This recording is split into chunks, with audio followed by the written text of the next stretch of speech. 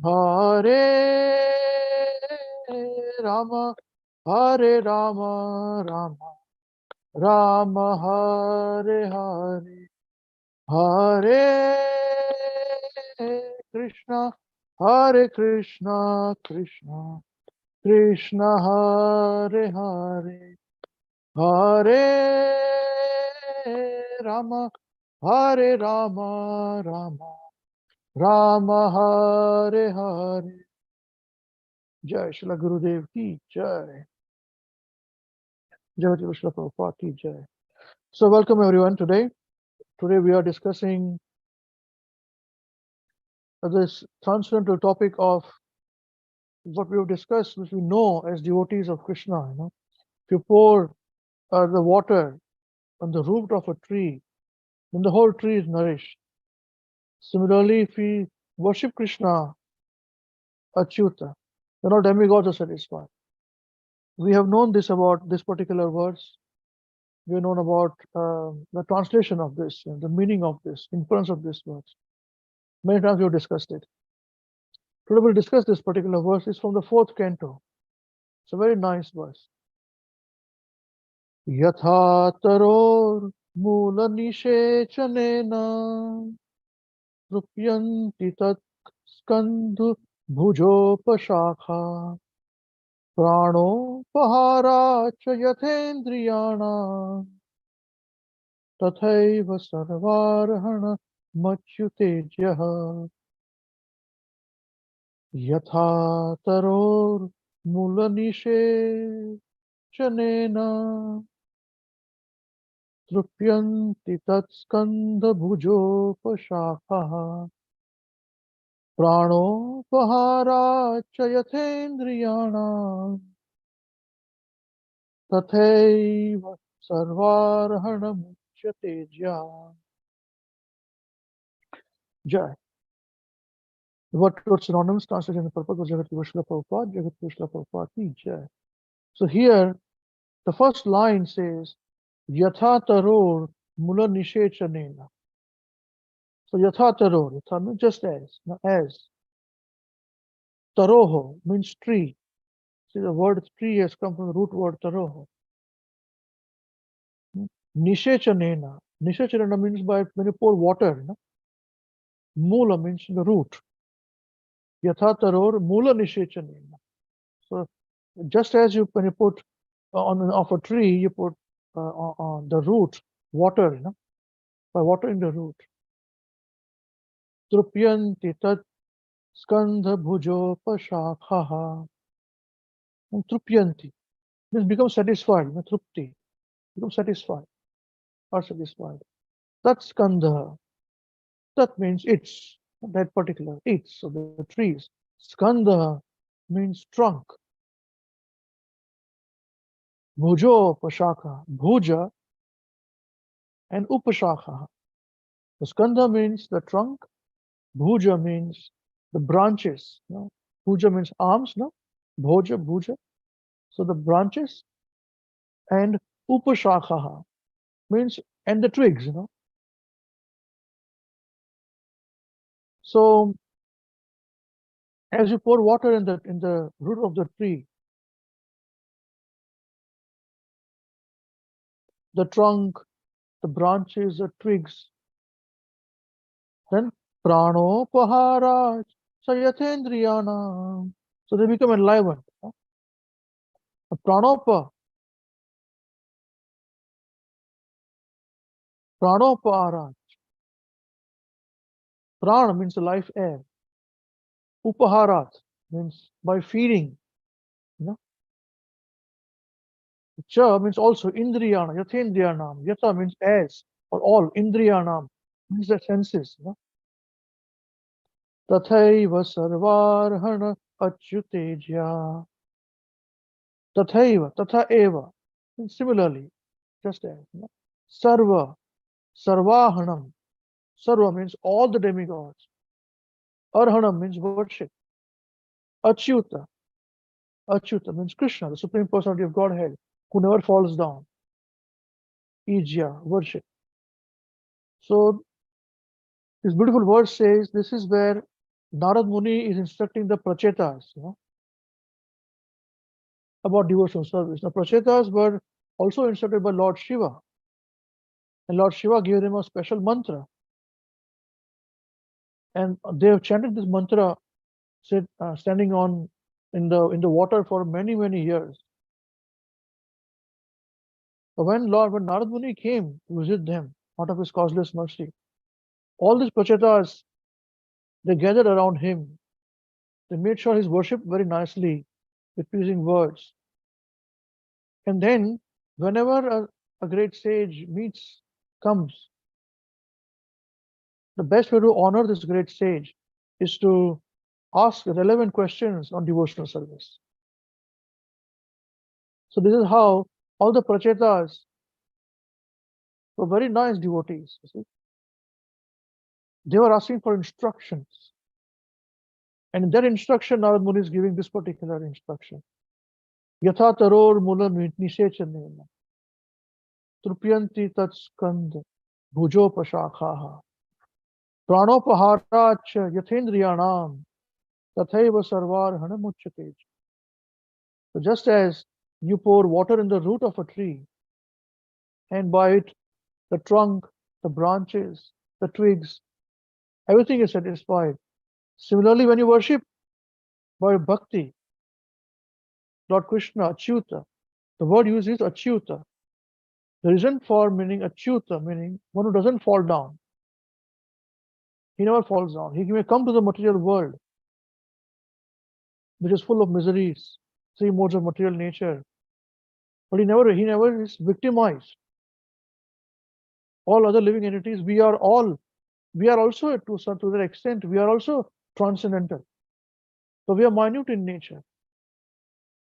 And we have come down not by choice, but by force. Krishna comes by choice to bless us, to take us away. So when we worship Lord Krishna, Achyuta, by devotional service, then all demigods are satisfied. So the translation is, as pouring water on the root of a tree energizes the trunk, branches, twigs, and everything else, fruits and everything, flowers. And as supplying food to the stomach enlivens the senses and the limbs of the body, simply worshipping the Supreme Personality of Godhead through devotional service automatically satisfies the demigods who are parts of that Supreme Personality. This is the point to be understood here.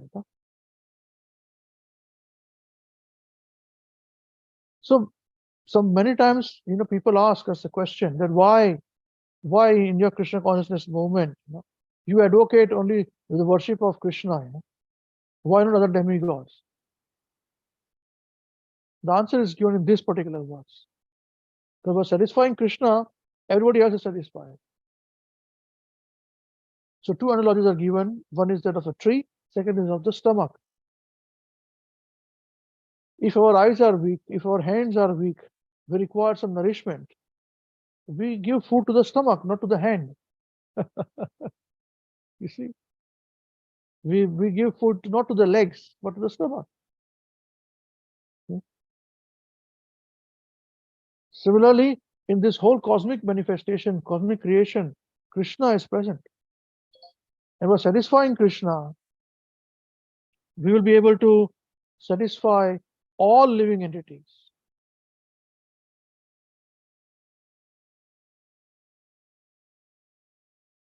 So this is the point to be understood. This is what the verse says. Now, this is the answer to be given to anybody who says, why do you worship only Krishna exclusively? Here's the reason. So how much do you satisfy?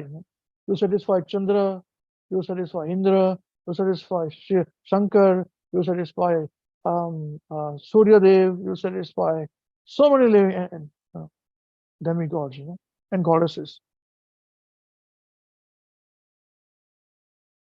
They're all working for Krishna.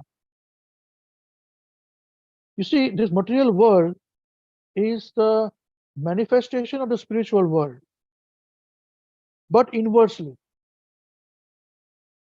inverse proportion. Understand the concept of inverse proportion, not direct proportion, inverse proportion. So like in the 15th chapter of Bhagavad Gita, it is said, first chapter number 1, Urdhva Mulam Adha Shakham. That means this cosmic manifestation is explained as expanded for downward. It is roots upward. The root is upward, which is in the spiritual world, Vaikuntha, the Supreme Personality of Godhead.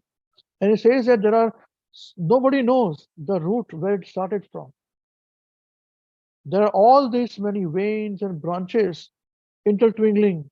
It's very difficult to understand where it is starting, where it is going. You can see it is inwardly proportioned. So whatever exists in this material world exists in its correct proportion and correct way in the spiritual world. In the material world, everything is perverted reflection. It is completely perverted. That's it. If we just understand this,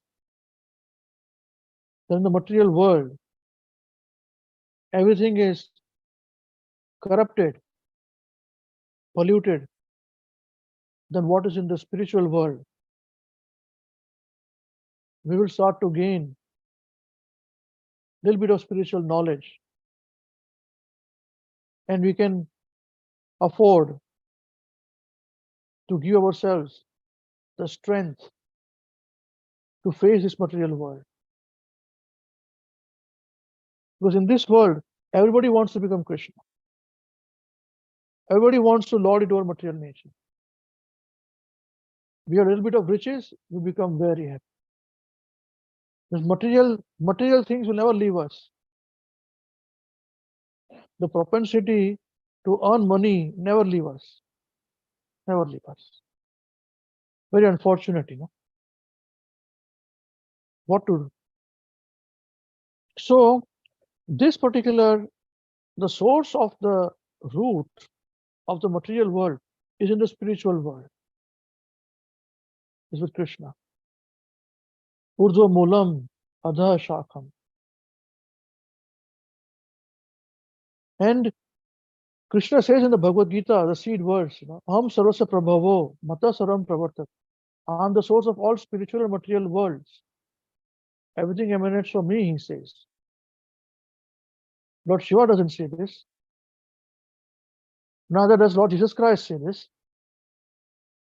Neither does Prophet Muhammad say it. Because he's a messenger of God. Best messenger. May peace be upon him. And of course, Lord Jesus Christ is the Son of God. He's glorifying his Father, God. So only through Krishna Seva, Krishna being God, Achyuta is another name for Krishna. When his Seva, his service is done, means automatically all the demigods will be satisfied.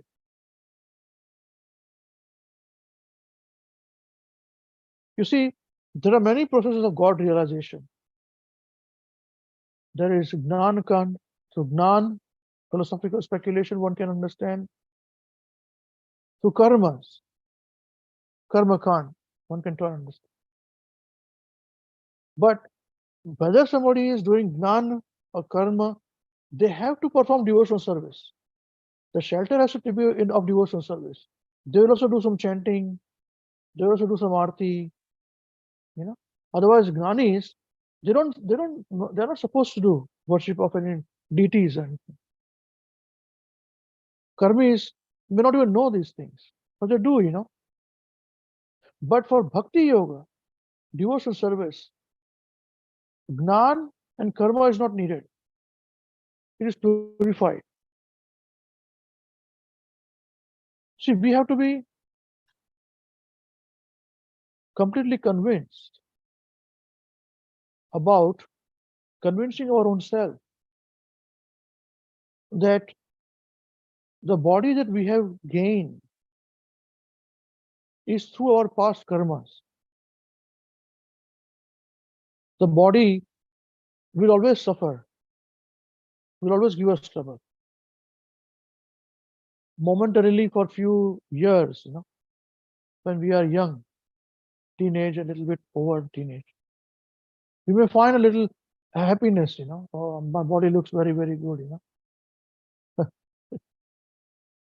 but that is very limited, and even in that teenage years, there are so many difficulties now, bodily difficulty, brain difficulty, mind difficulty, so many difficulties are there.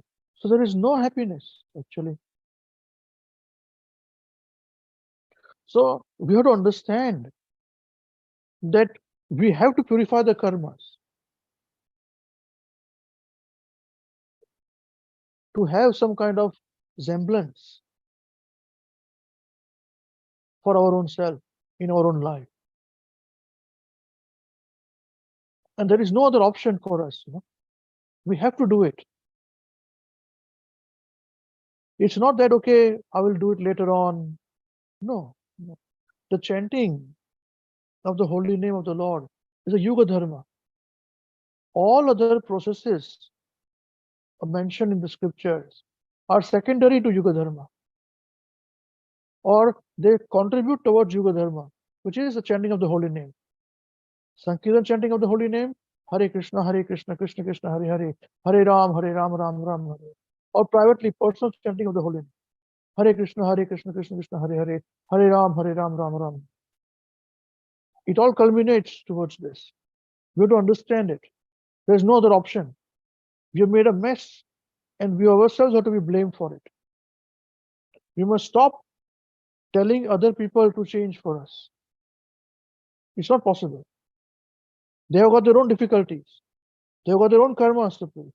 We have to change if you want to be happy in this material world.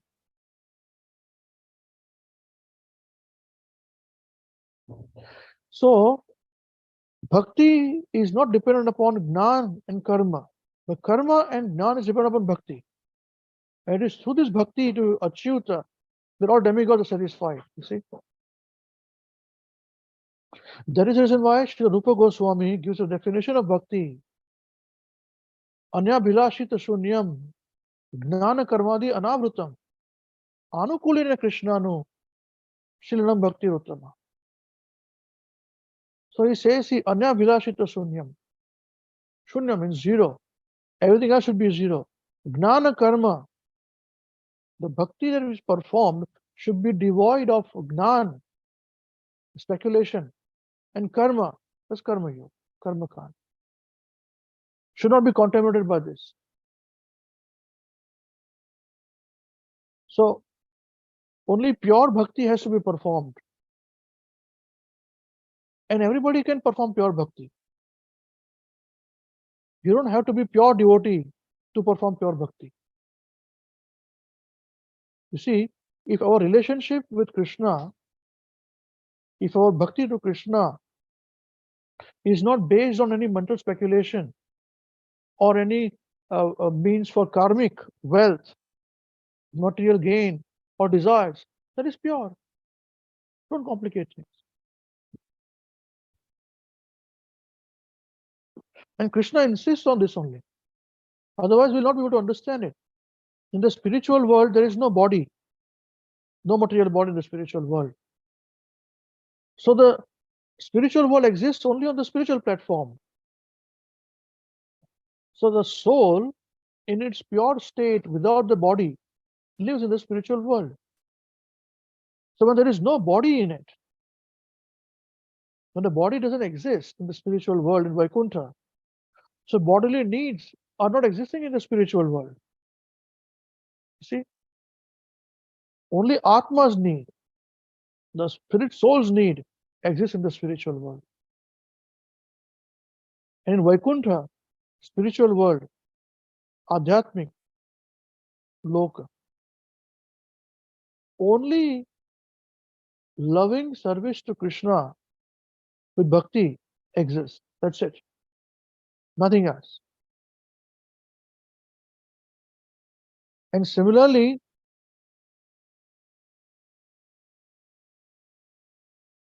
in the material world, if we have to perform bhakti, then we have to make sure that it is devoid of all other material activities.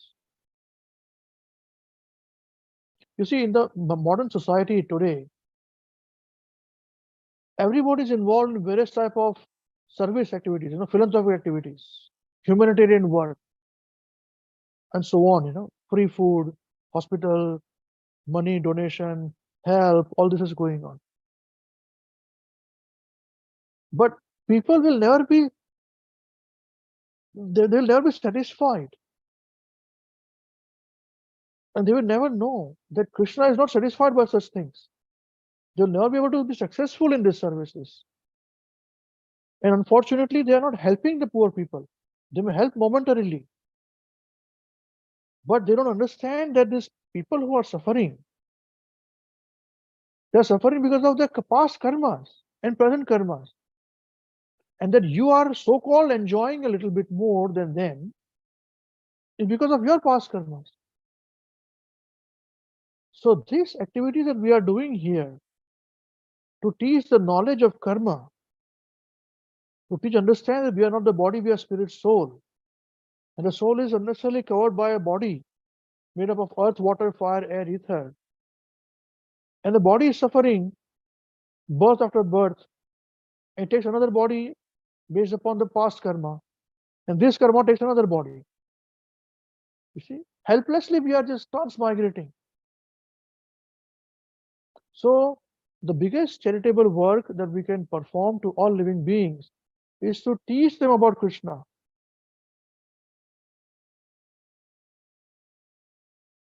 Tathaiva sarvahanam achyutejya. That no need to worship, no need to take care of anything else, just worship of Achyut by devotional service, bhakti, Krishna, and you are satisfied. Slowly, with the chanting, the karmas are purified. You're cooking, offering to Krishna, you're thinking about Krishna, you're honoring prasadam, your body is purified. You're studying Bhagavad Gita, Bhagavatam, Chaitanya Charitamrita, your knowledge is purified. So your brain is purified, your thinking is purified. So we are in the business of purifying our own self.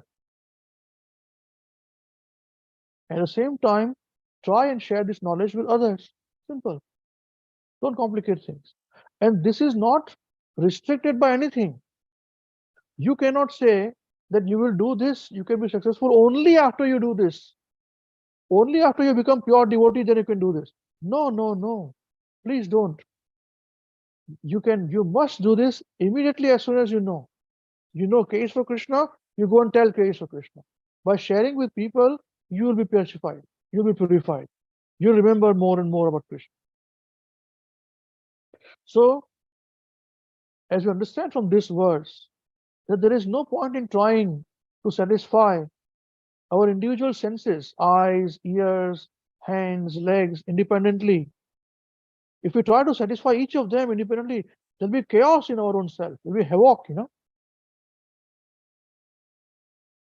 in our own self.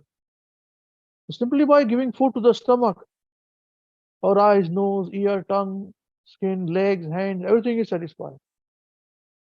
It is neither necessary nor feasible to give separate service to any of the senses. Please, Srila Prabhupada's monopoly this is to teach us. Now, as we understand this point, this discussion is going to be eye-opening as we're speaking now. It will be controversial also because we're going to challenge a lot of dynamics, many dynamics which you may not understand or you may not even thought about. So here now, the second point to understand is this, that is Narad Muni talking only about to Hindus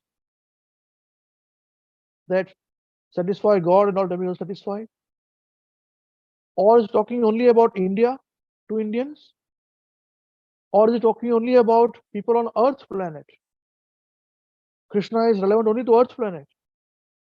No, this is relevance to all the planets in the universe. And Bhagavatam says in the seventh canto, 14th chapter, Bhagavatam says that there are lives. All the planets in the universe are full of life. So this is relevant that Krishna is supreme. and serving him satisfies all living beings. You don't have to satisfy anybody else. Is relevant to other planets also. Sun, Moon, Mars, Star, Saturn. So here, Jiva Rishibhir Akirna Andakoshanghripo Mahan Tat Mulatvad Achyutejya Sarva Jivatmattarpanam. See, this is a very bold statement of Bhagavatam. See, Jiva Rushibhir Akirna, first line. Jiva Rushibhi means by millions and millions of living entities. Jiva Rishibhi. Rishibhi means many, many. Jiva means living beings. So by millions and millions of living entities, Akirna. Akirna means filled up, or full of, or spread across everywhere. And second one is Andakosha Gripo Mahan. See, Andakosha is one word. Andakosha and Angripaha Mahan. So Andakosha, Anda means what? Anda means egg.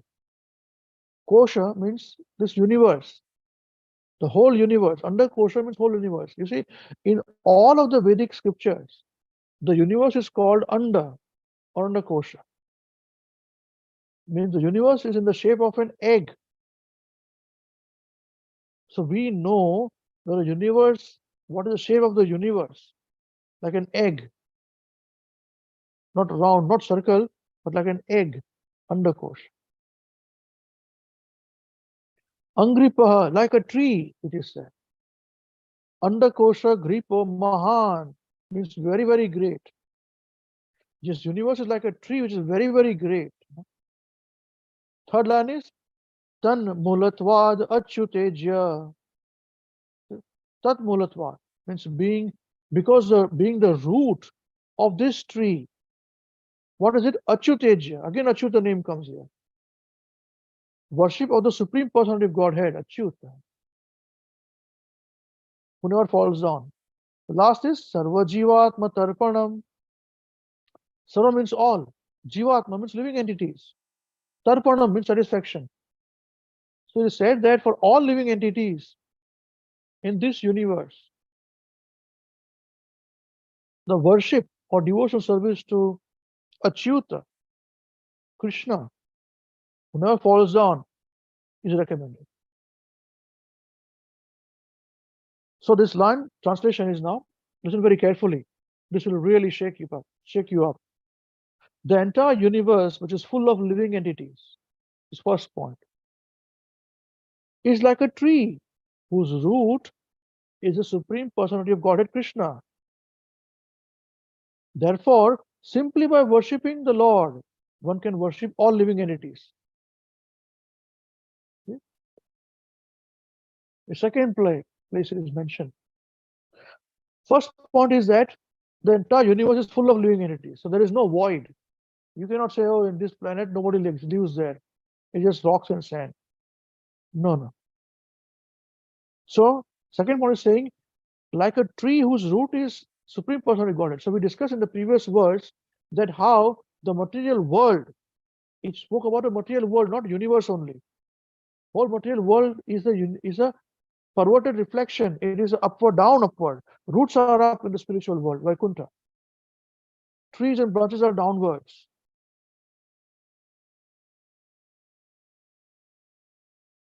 And the root goes up to Krishna, Achyuta. And only by worshipping Lord Achyuta or Krishna, one can worship all living entities. So, in this universe, also all the planets which are existing are small specks of the big tree which is made up of this material creation. All are up downwards, with trees upward, which is Krishna. So, what does it mean? See, every living entity is wanting to help poor people. It's a fashion. They're very anxious to help, give service to other people, other living entities, especially poor people. But since 50 years, 100 years, people are helping other poor people. But poverty is still not gone.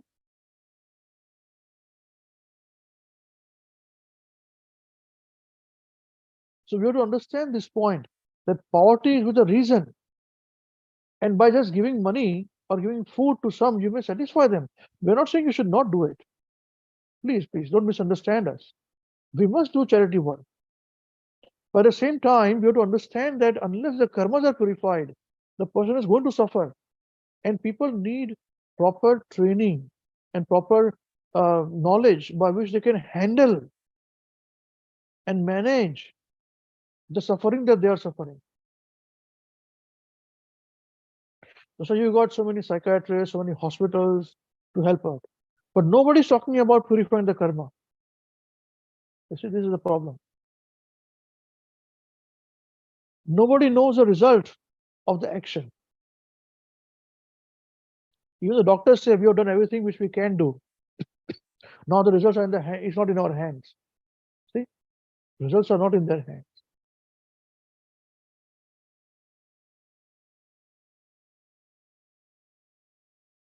So people are very anxious to help other living entities, especially poor, but without proper wisdom, proper Vedic wisdom. And this sort of things are not, it's manufactured. It's a big business. This charity organizations, they did bit of working, and they found out that out of $1 if you spend, 100 rupees you give to charity organization, only about 20 to 30 rupees are used to the given to the actual person. The remaining 70 rupees or 70% of whatever you donate are taken away by are used up by the charity organization in the form of salaries, business, whatever profits, this rent, that, food, entertainment, etc. All those things, travel. It's a big business. They just go wherever there's an earthquake. They just go all charity organizations, set up shop there. Basically, and the advertisement will come in the television and radio and internet and YouTube and Facebook. Help out, pay $3, pay $5, 100 rupees, 400 rupees. They don't understand this. They don't understand.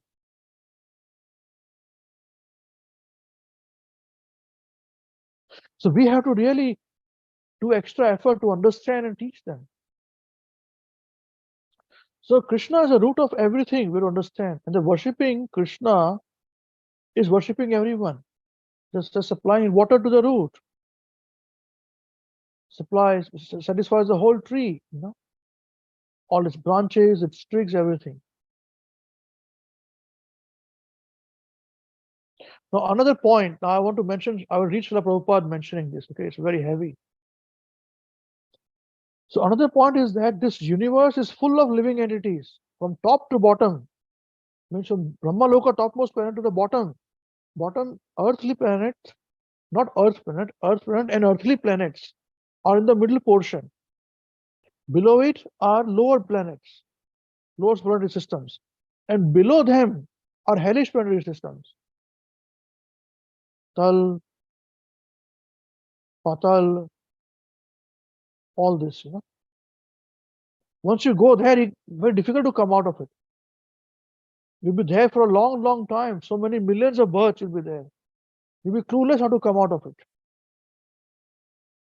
Once you go down to that path.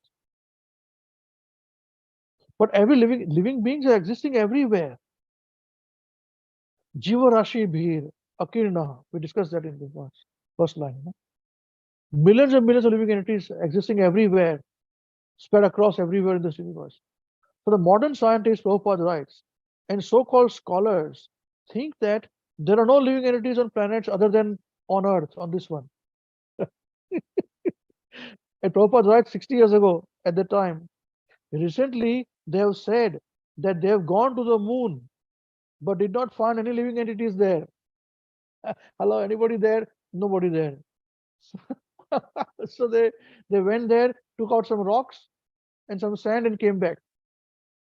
See, the same thing happening even now. Now India has gone also to Earth, to moon somewhere, and did not find anybody else there. Yeah, that's right. Now we are not saying that they have not gone to the moon. Well, we don't know where they went somewhere, but it's not that easy. Don't make us fall into controversy. But this is what Prabhupada writes. Listen further. It gets more heavier. But Srimad Bhagavatam and the Vedic literatures do not agree with this foolish conception that what is the foolish conception? That living entities are only on earth. Everywhere else is empty, void, There are living entities everywhere. Not only one or two, but Jiva Rashi Bihi. Jiva Rashi Bihi means millions and millions of living entities. Even on the sun, there are living entities.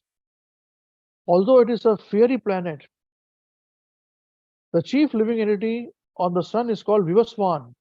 Imam Vivasvate Yogam Proktavan Aham Avyayam. You see, in the fourth chapter, verse number 1, Krishna tells Arjuna, Imam Vivasvate Yogam Proktavam Aham Avyayam. I have instructed this science of Bhagavad Gita to Vivaswan, sun god, 40 million years ago, which I'm telling you right now. So that means life exists even in sun planet. Understand this point. But the body is different. If we think that with this body we can live in sun planet, it's not going to be possible. So that body in the sun planet, there is fiery bodies.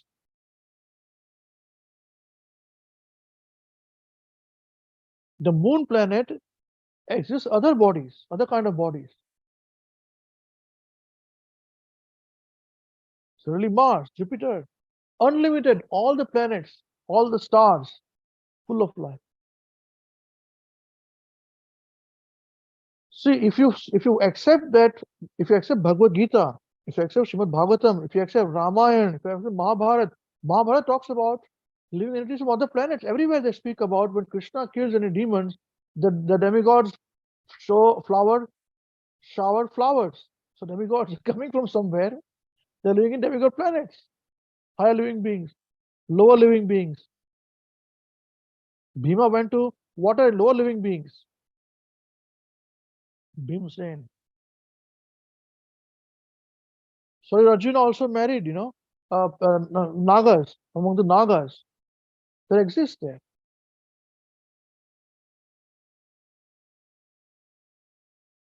So ours, every religious every religious scripture talks about some kind of life in other planets. That's the reason why they say heavenly planet. When Islam says about heavenly planet, that means there is some planet our heavenly planet, right? Where living entities exist there. So also Christianity does the same thing, heavenly planets. You can go to heavenly planet. But in the Vedic literatures, there are descriptions about spiritual world, there are descriptions about other planets, life existing in other planets. So how can we say nobody exists there? But if you want to go with our own eyes and see with our own eyes, we may not see it. Why should you see it? Right now, electricity is going on in our office, in our homes and all that. We cannot see electricity. We cannot see electrons, but we see the effects of electricity, which is the lights switching on. Electricity is on. We can see each other on internet. Similarly, the body on Earth is made up of matter: earth, water, fire, and ether. Earth is more. Water is more in this planet. Similarly, there are planets which are full of air. There are airy bodies, fiery bodies. You see, you not. In my research, I came across one Discovery Channel episode so many years ago. This was so many years ago. And there, Richard Attenborough, he's still existing. I think he's still alive. He's 99 or something like that, David Attenborough. He's that, he makes this natural documentaries, So he said that, and he showed it, that we thought, he said, that it is not possible for living entities to exist in and near volcanic lava. Volcano? There's lava in it. You know, he said, we thought nobody can exist. This is 200 degrees centigrade, 200 degrees centigrade. It'll burn you. He said, but our surprise, and he showed it. There are living entities existing next to it, lava, peacefully. They have a different body. On Earth, we're talking about. We're not talking about even sun. You just challenge yourself. Find out. You'll see this. So similarly, it is folly to think, Prabhupada says here, all the different planets are filled with different types of living entities according to different living conditions. To suggest that only on this planet, that Earth planet, is filled with living entities and that others are vacant is foolish. This betrays a lack of real knowledge. There, challenge now to all you scientists. So we discussed that Krishna, so far we've discussed Krishna. So satisfying Krishna, you satisfy all living entities, all demigods. Now we are taking the discussion to the next step, which says that not only on Earth, this information is not only for Hindus in India, this is not only for India, it's not only for Earth, it exists for all planetary systems in one universe. This verse talks about all universe, Andakosha. And he speaks about Jiva Rashi Bhi, millions and millions of living entities. And Akirnaha means everywhere in this universe. Filled up. Talking about filled up.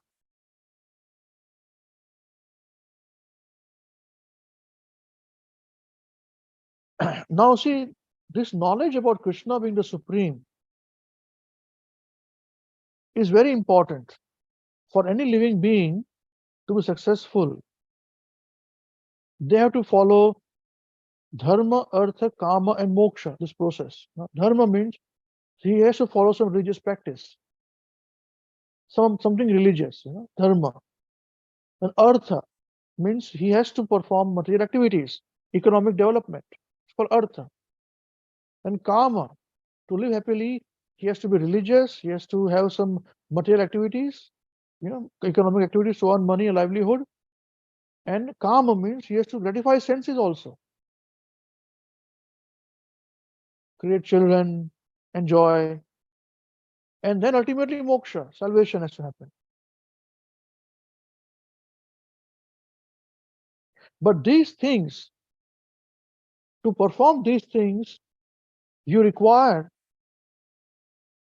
time, place, and person.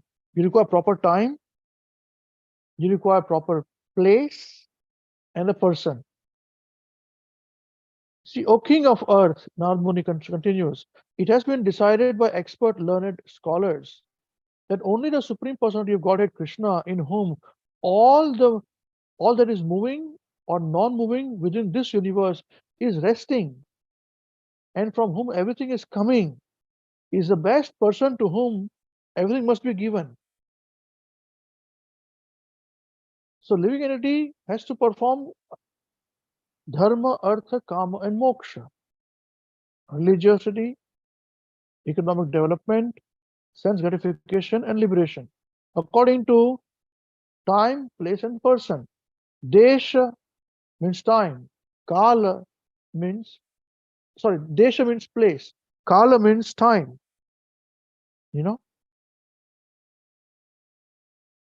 And Patra means a person. There cannot be a better person than Krishna. He's the root of everything in this universe. Both moving and non-moving entities exist in him. You see? Even when Krishna on earthly planet, till 5,000 years ago, demigods and living beings in very high planets, very, very high, the topmost planet, like even Indra, even Brahma Loka, much beyond Indra Loka, and Jana Loka, just below the Brahma Loka. Living beings used to live there and come to earthly planet because the people living on earthly planet were far superior. In the age of Kali, Everything is so fallen and downtrodden that they have stopped coming. Even if they come, we won't be able to recognize them. There are living beings who can recognize higher authorities. Especially Prabhupada says that when during the Kumbh Mela, you be very careful, Prabhupada says. Don't go unnecessarily there or don't create offenses. Big demigods come during the Kumbh time. They may be in any form, any wish. You don't even recognize them. So be very careful when you're dealing with them. You see, some torrent sadhu, they may look like very old sadhu. And you may say, what nonsense? They are demigods, high siddhis. Be careful. So when 5,000 years ago, when Krishna was on the earth planet, and when the Pandavas in the earth planet, Yudhishthira Maharaj's Rajasuya sacrifice was to be performed. And in that performance of Rajasuya sacrifice, all these authorities were present, including Narad from Janaloka was present. Brahma himself was present. Lord Brahma. His 4 Kumaras, the sons were present. Everybody was present. But they chose Krishna to be the first person to be worshipped. And we understand in this pastime that Shishupal objected to this, and Krishna killed him for what other reasons are there. So Krishna is the Supreme Personality of Godhead in every situation, every circumstances, in every planet. So open your horizons. Don't restrict yourself only to your bodily thinking, only about India, only about this earth. Nowhere in the Vedic literature they speak only about one country. They speak about the whole earth, or they speak about the whole universe.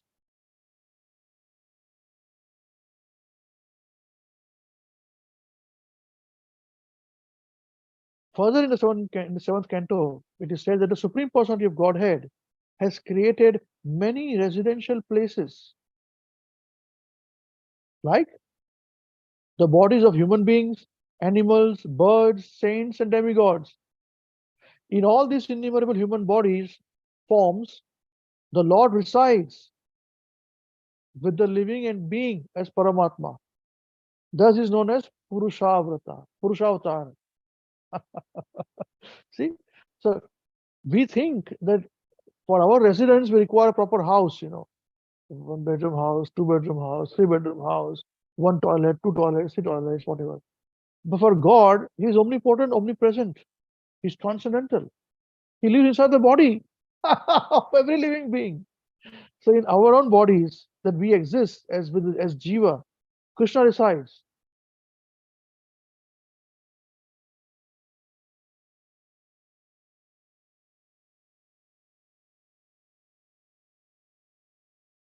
Because see, every living being is part and parcel of Krishna. They exist on the mercy of Krishna. And this Krishna is always with every living being in the body. So the living entity desires a particular type of material enjoyment. And thus, Krishna supplies him with a particular body, which is like a machine. For every desire that we have got here, we have got a body being made up. Mahavishnu Goswami Maharaj says this point, coming from this.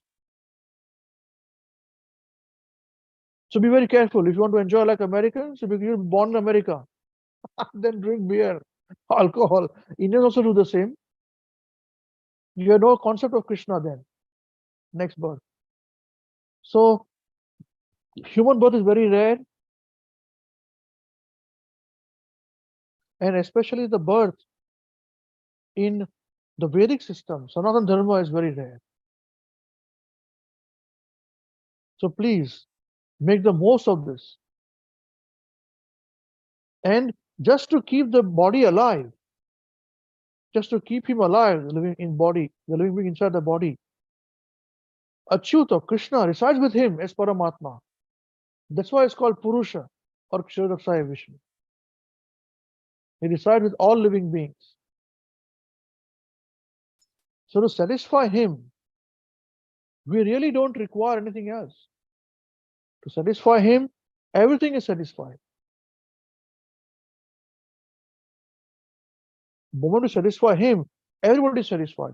And we don't have to go somewhere out to satisfy Krishna. He's inside our own hearts, living in our own body as a witness. What we think, what we do, He knows.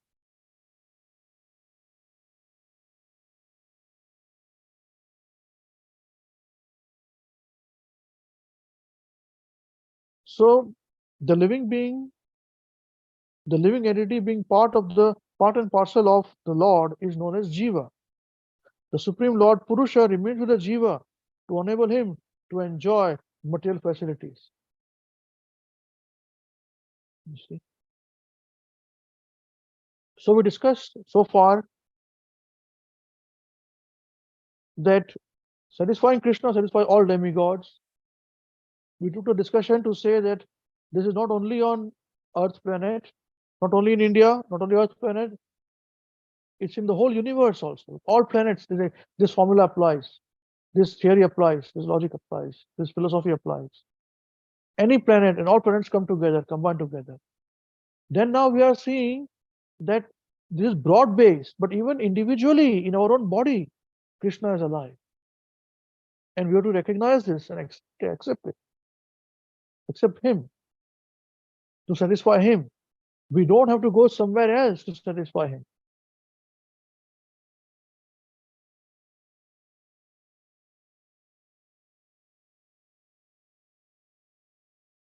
And now, towards the end,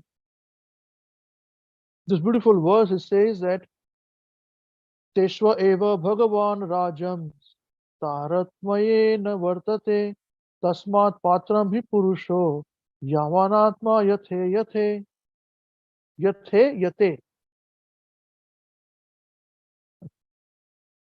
So, O King Yudhishthir, the super soul in every body gives intelligence to the individual soul according to his capacity for understanding.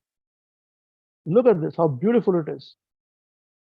All of us have got certain amount of understanding capacity. Everybody has got. It is given by super soul. Okay, Yudhishthir, the super soul, Paramatma, in every body gives intelligence to the individual soul according to his capacity for understanding. Therefore, the super soul is a chief within the body, not the soul. Chief is super soul. The super soul is manifested to the individual soul according to the individual's comparative development of knowledge, austerity, penance, and so on. The super soul is revealed, is manifested to the individual soul according to the individual soul's capacity, comparative development of knowledge, austerity, penance, and so on. How much we really want to see Paramatma and perform austerities, sincerely chanting. We know the process. Chanting is a process. Purifying everything is a process. Purifying our body, mind, intelligence is a process.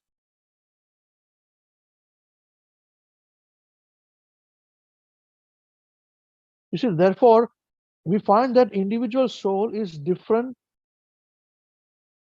Therefore, we find the individual soul in different high and lower positions. Like in living entity is in the body of bird, beast. They cannot understand the instructions of the Bhagavad Gita or Bhagavatam or the Supreme Soul as adequately as a living being in the body of a human being, his advanced body. You see, thus, there are different gradations of bodily forms. In human society also, there are different grades. There are those Brahmanas who are spiritually advanced in consciousness, and further than other Vaishnavas. You see, even amongst us, you'll find that sometimes we have only limited capacity to understand.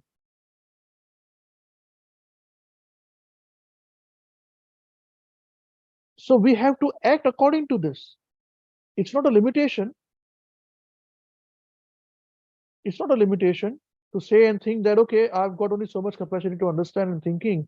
So what should I do? No problem. Act according to what you have been given. Simple. If you act within your limits, you can perform unlimited acts. I'm telling you, all this, what I'm saying, is my personal experience. But if you want to act beyond you, then you will struggle. Sometimes some higher authorities can request us, can push us to do superhuman tasks. Prabhupada did the same. Made people do impossible things. But at the same time, whether it is preaching, if we preach according to our capacity, our limits, and expand the limits all the time, slowly, you'll be very happy. You will not encroach in anyone else's property. This is Isavasham principle. The quota has been given to you. So in the quota which has been given to you, be satisfied in your quota. If you're satisfying in the quota, you're happy. But don't be just not do anything in the quota. Perform activities in the quota. But spiritual activities, keep pushing yourself. And the different gradations. And always remember this. When you're dealing with somebody who is a little bit higher than us, be very careful in how we deal with them. You'll be careful when you know your limitations, you know your limits. But if you do not know your limits, if you don't spend time in understanding where your limits are, you will always go into a friction where you will cross your limits and there'll be problem. You see, at a very young age, I had this definition for myself. Work within your limits if you've got. And to my surprise, the limits keep on expanding all the time. Keeps on growing all the time. But in your dealing with others, you have to be very careful. I have seen people who do not know how to deal with the seniors, like with Guru Maharaj, Prabhupada also. No? And they make mistakes, and then they follow. They're out of depth. Don't do such things. It's very important to know your limits and stick in your limits. This is the best remedy if you want to progress very fast. Know your limits. But at the same time, keep expanding your limits. But in your dealings with other seniors, keep it to the limits. So, with Krishna, who's the supreme controller of everything, those who understand all this sense control, they are a little bit better in the society, in the gradations, than ordinary living beings. They would know what to speak, when to speak, what not to speak, how much you have to control, how much you have to say, what not to say. They're called Brahmanas. Brahmanas not meaning by birth, is by actions. And Vaishnavas are those who know whom to worship, whose servants they should be. That is Vaishnava. That's why Vaishnava is the topmost of all.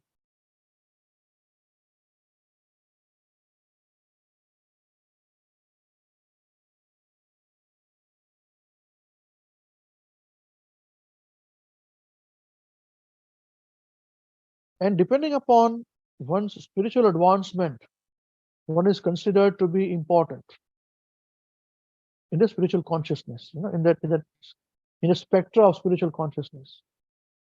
Therefore, Brahmana and Vaishnava is important. But above all, the super soul, the personality of Godhead, is the most important personality who needs to be focused upon, worshipped in devotional service, dedicated our life to. So, going back to the verse that we started,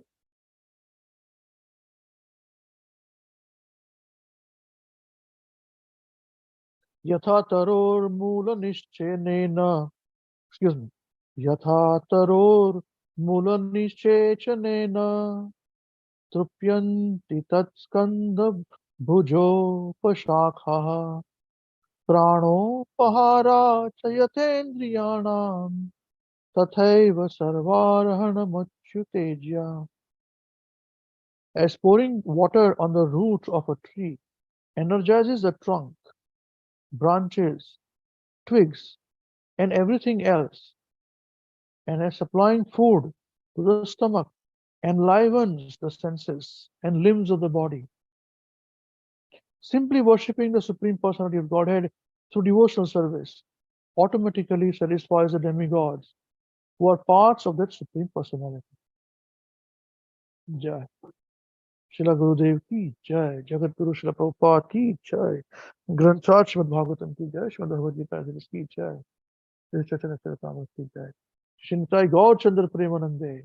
Hari Hari Bo. Hare Krishna. So this is to the best of my ability, according to my capacity. What I understand from this particular verse and this statement, we have tried to discuss this. We saw the different angles of him as a personality relevant to the whole universe, bringing to individual self for ourselves, and how we can implement it, how we have to live within our limits and perform devotional service. And we're very happy in doing it. We don't want to cross our limits. We can extend our limits. Don't cross it. Don't cross the limits. We can extend our limits by pushing ourselves to do more and more and more in our service for Krishna. Because this body that we have got is very durlabh. We don't know when we will get the next chance. So let's make the most of it. This is what I understood from this verse and this discussion. Hare Krishna. Now, anyone who would like to have any reflections or something to say or any questions, please feel free.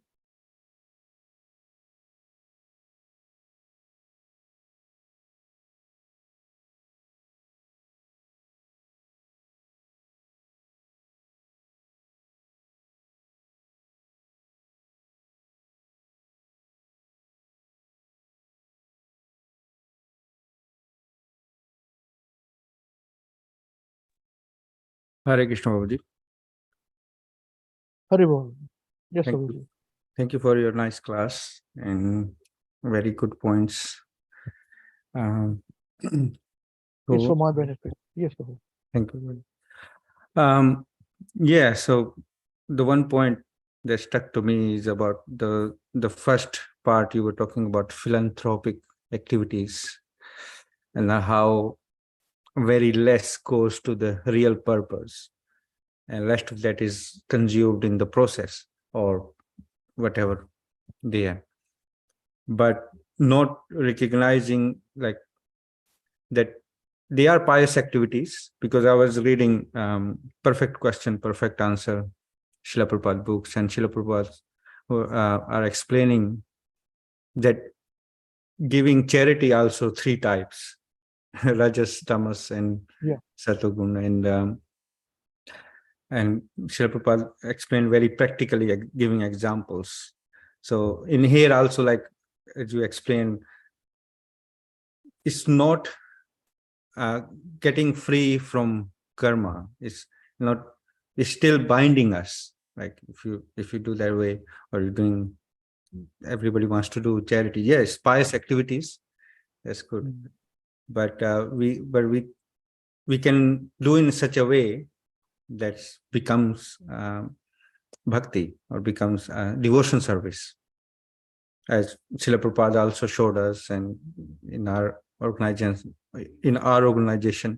we also do that. So, yeah, that's one point, that doing philanthropic activities is good, but we should understand where it's coming from.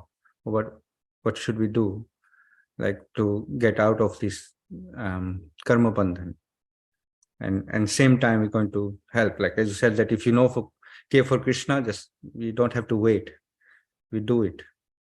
And the very good point in the end, that know your limits, because that's very important as well, because knowing our limits are very important. And how we extend our limits, the point that you explained, Prabhu, is it's very important that you always push yourself. That's how you will extend. Otherwise, it's not.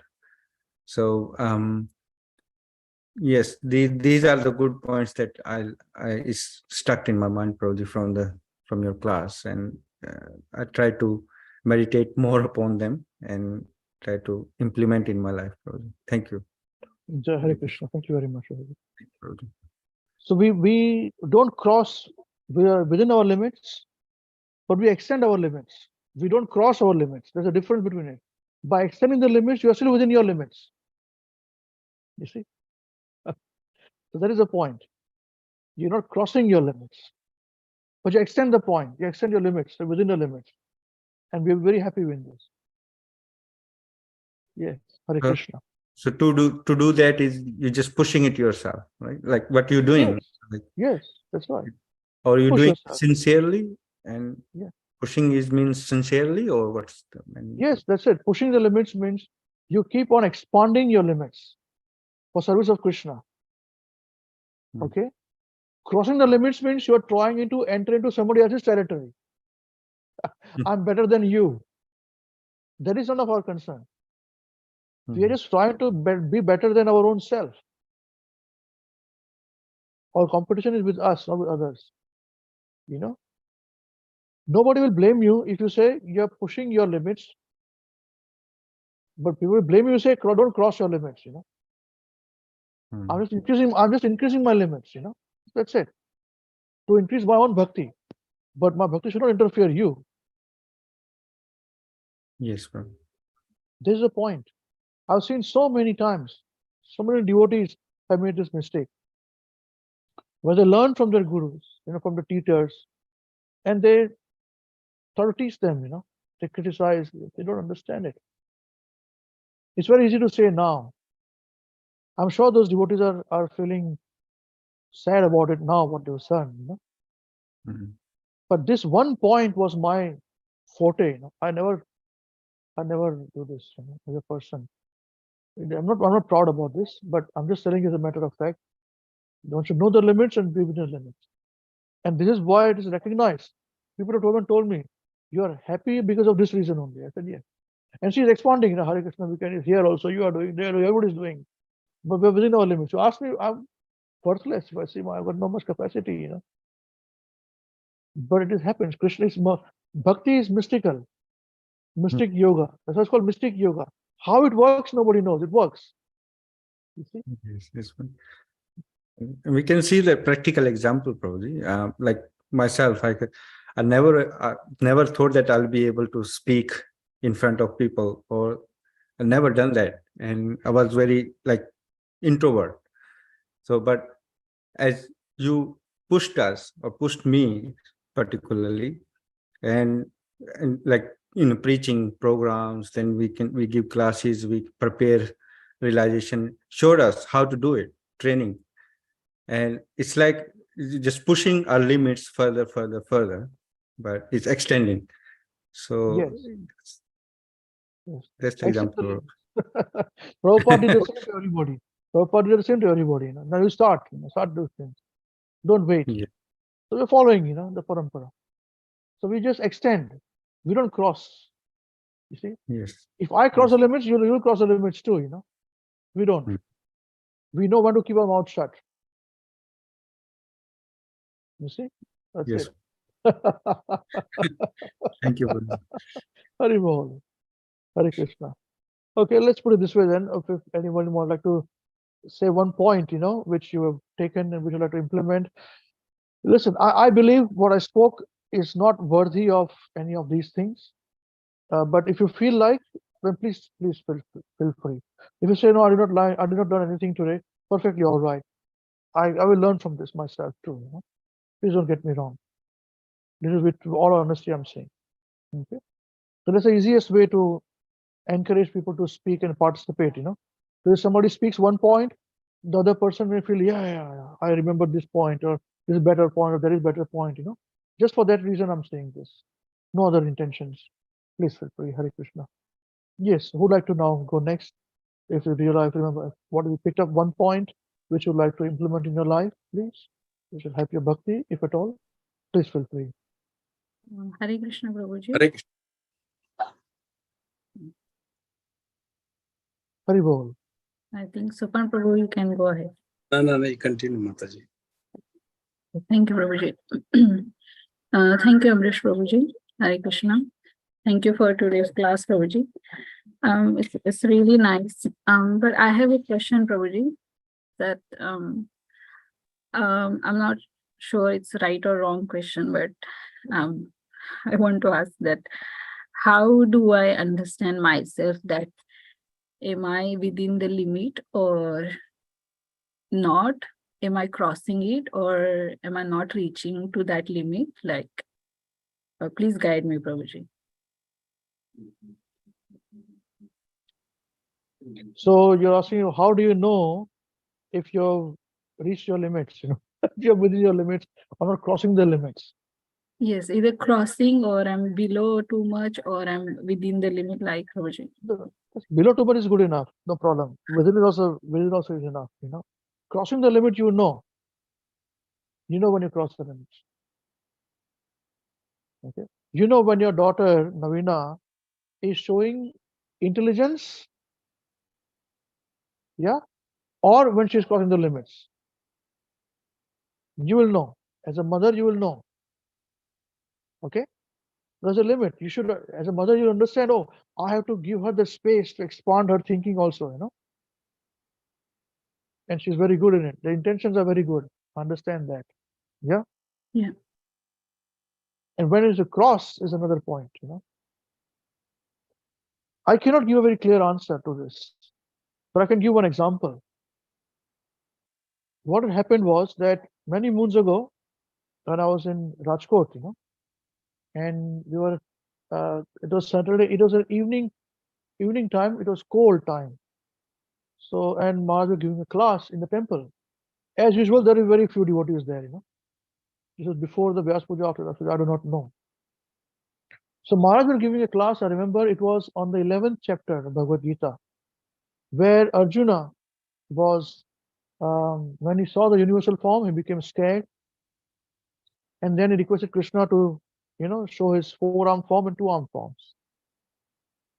So Guru Maharaj were giving an explanation to this, explain this point that we just think that Arjuna became afraid. If you don't understand the philosophy, we think that Arjuna became afraid and then requested this and finished. What did we learn? Nothing really. Okay. That's what Guru Maharaj gave the class. So one disciple was sitting there and he had come just one day before and he said that when Maharaj says this, how did Maharaj assume Arjuna is thinking like this?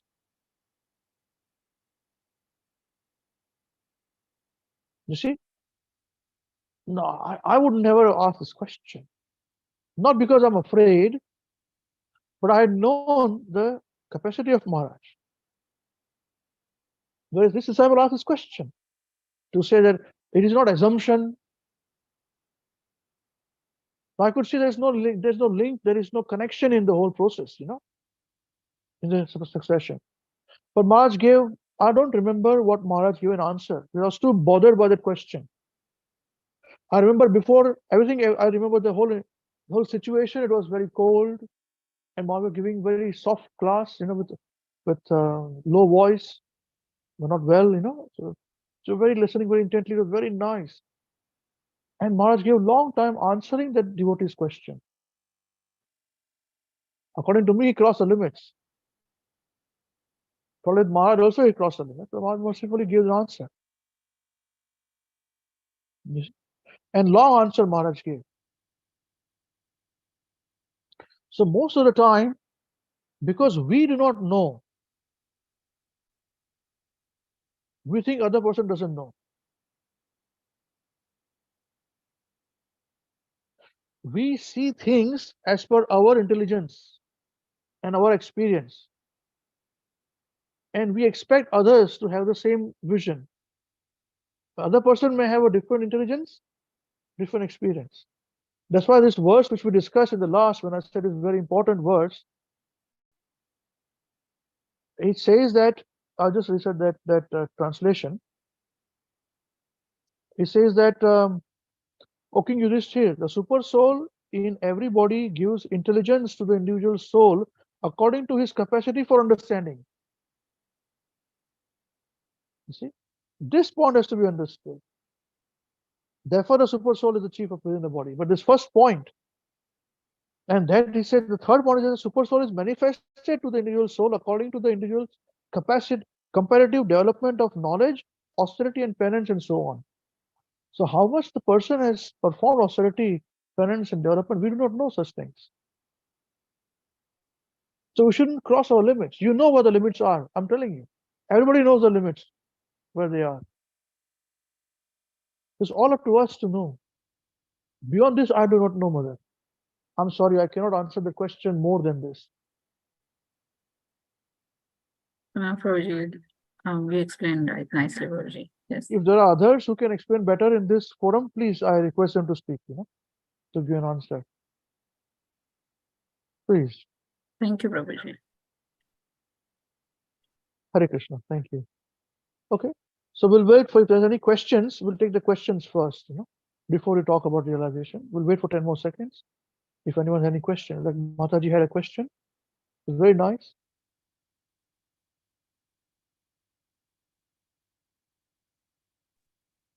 Hare Krishna, Vishwavi.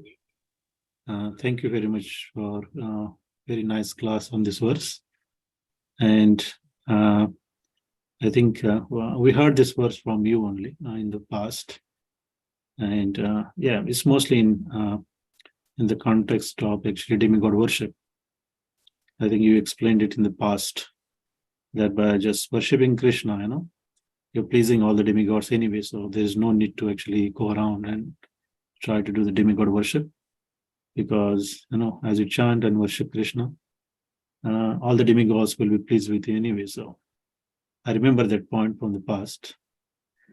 Here actually, when you talked about actually all this instruction from Srimad Bhagavatam, so I think you explained that point, that where you said that this is not just instruction for Hindus or Indians or Bharatvarsh only. It is for the entire universe, creation, for all the planets, all the demigods. So I was actually, my question actually stems because you also we reference to the actually people going on other planets. Some are planning to land on other planets. So from preaching perspective, Prabhuji, because I think I do not know, actually vaguely remember, but I struggle on this point, when people ask question that you said living entities, they are present on all the planets and all that. And when they challenge on this point where initially we say, America faked it, they never landed on moon. But Prabhupada, I remember there's conversation, Prabhupada said they went on to some Rahu planet that is in between.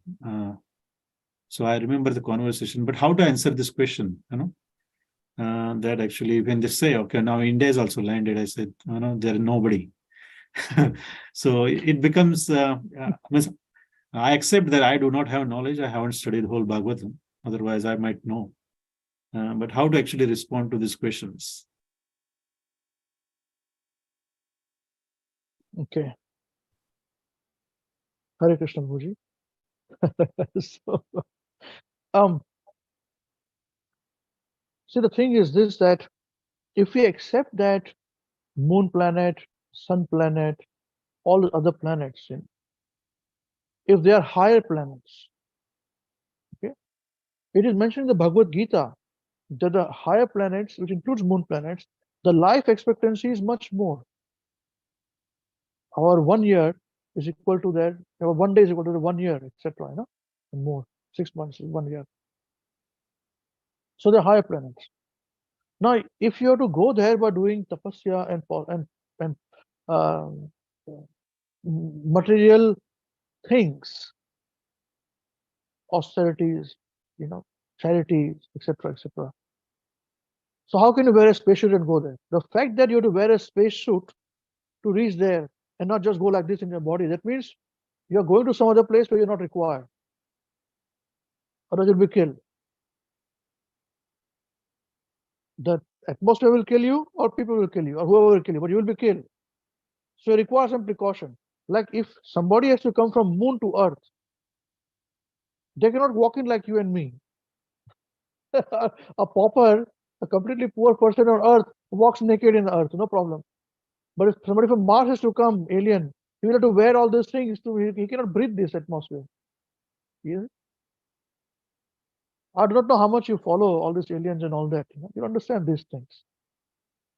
Because they have to wear spacesuits and come. Now the thing is this, that how easy or difficult is it for us to understand that we cannot see everything that we see.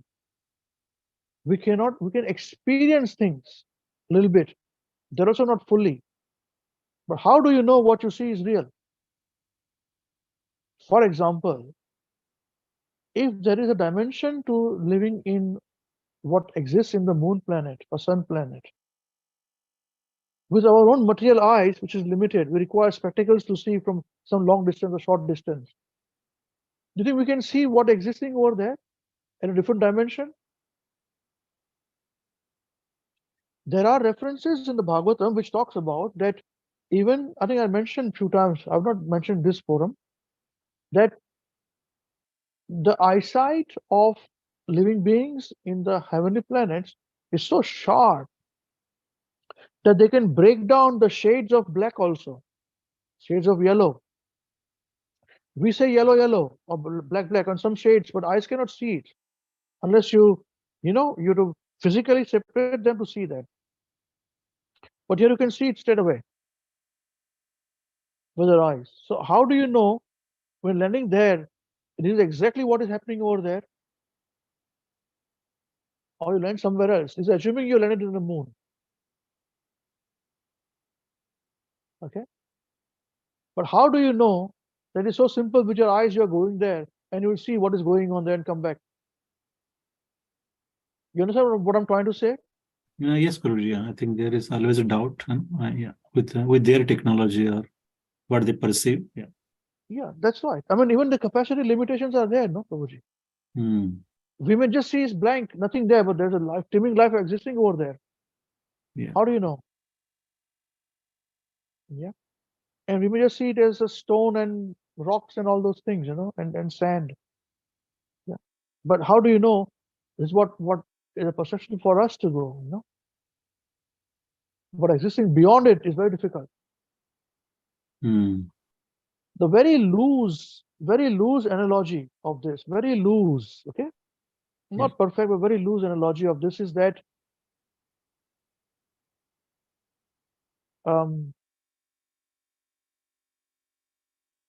in the Bhagavatam it is mentioned that the activities of a devotee is very difficult to understand. For ordinary person may think that what he's seeing, what he's doing similar things. He also greedy for money, like I am. So what is the same? But he's greedy for money for Krishna, not for himself. This person cannot see because of limited capacity. So even in the material world, we don't see things as they are. So we require a person who has got higher intelligence to say, hey man, stop and just see what's going on here. What you're understanding is not real. I'll take an example. It's a bad example, okay? But I'll give an example to put this point that what we are seeing is not what exactly is happening, okay? All right. Many moons ago, when I used to work in India, we used to have my HR manager, and he had gone to this Osho ashram, in Pune. Yeah. So we know in Osho, you go there, you got male, female, or sex, and all these things going on, Also, it's free available there. So they allow you to go inside.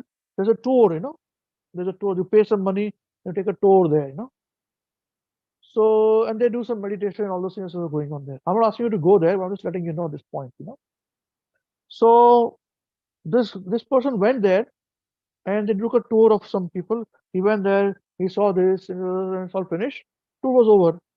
So, any questions? So this guy said, what is this? People are just smooching each other, kissing each other and embracing and having all these things, sex and all those things in public. So he looked at him and said, okay, anybody else has any questions? Nobody else has any questions. He said, okay, all of you can go, you wait. He said, come with me again. So he took him with him, again to the tour. And you saw here, person here, that person, couple is doing this, yes, they're doing that, okay. Did you see that man meditating over there quietly in all this middle of this? Said, no. Okay, let's go. Did you see that person meditating quietly in all middle of this? No. So see, you saw what you wanted to see. You don't see the good things here. Okay. This is our point here. You see? So similarly, we see what we want to see with a limited capacity. Okay. It's in our own dimension, but if the dimension is different, then we are not allowed to see a living being living in a particular environment. How can we see this? We think we are capable. We think because we God's gift to mankind, that once you go to the moon, if you go to the moon, we'll see what is going on there. Not at all. We'll be allowed to see, only then we'll be able to see this. Yes, Guruji. Yeah, maybe that's why they say senses are imperfect. Imperfect.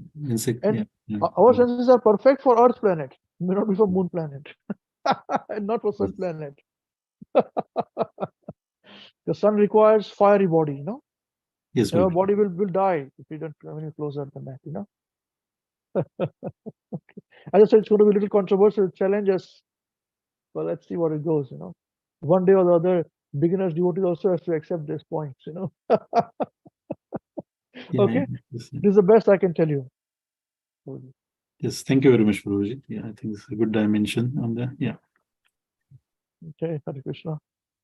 Well, anyone has any questions on this so far?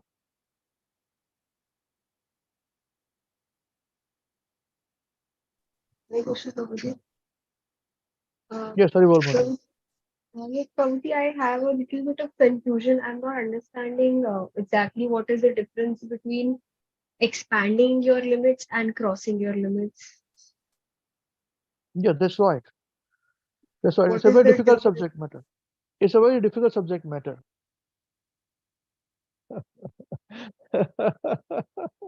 You see, you never cross your limits. You can expand your limits. You don't know how I don't know how to explain to you. Let me just think about it, okay?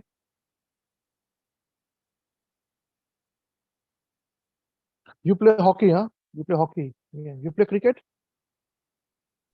I used to play hockey before. You used to play hockey before. Now you don't, huh? Okay. Now you are training to be a doctor, right? Correct? So there are some doctors who are better than other doctors. They learn the same thing, they may have the same intelligence, but something is better for one person, maybe the intuition or judgment, correct? Now, supposing if you have got a better intuition or judgment, naturally it comes to past karmas, okay?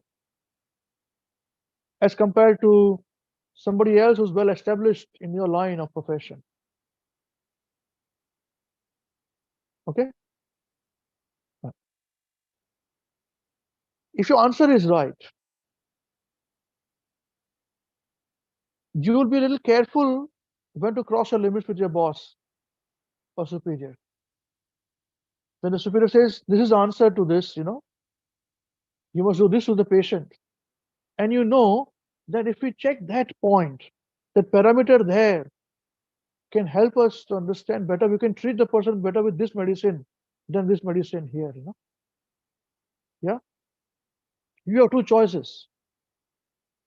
Either you show your intelligence, show your smartness to say, no, I think you're missing on this point to do that way. We'll be crossing the limits. Or to say, okay, And when your answer is there, when you have to give your answer to this, you give your answer according to that what you've given you, what your assessments are, rather than showing your smartness. You understand what I'm trying to say? It's the best I can tell you. Yes, Prabhuji. I think I understood. Being over smart and being smart and expand your limits. So as you remain a student under the guidance of that tutor, because you have to learn many other things from him or her, But here you're expanding your thing and say, yep, I'm within my limits, I'm a student, and they say this student is better, it's very clever, something is there with the person, I did not pick up. Unless that person is egoistic, you are in deep waters there, which is possible. But at least from your capacity, and you expanded your limits. You don't say I'm better than you, so give me more money. You won't go and tell to the college and say, listen, I proved my tutor to be wrong. No, you didn't say that. You say, I'm a student. There's a point here, and you're always appreciated by them. Did I answer the question all right? Yes, Prabhuji.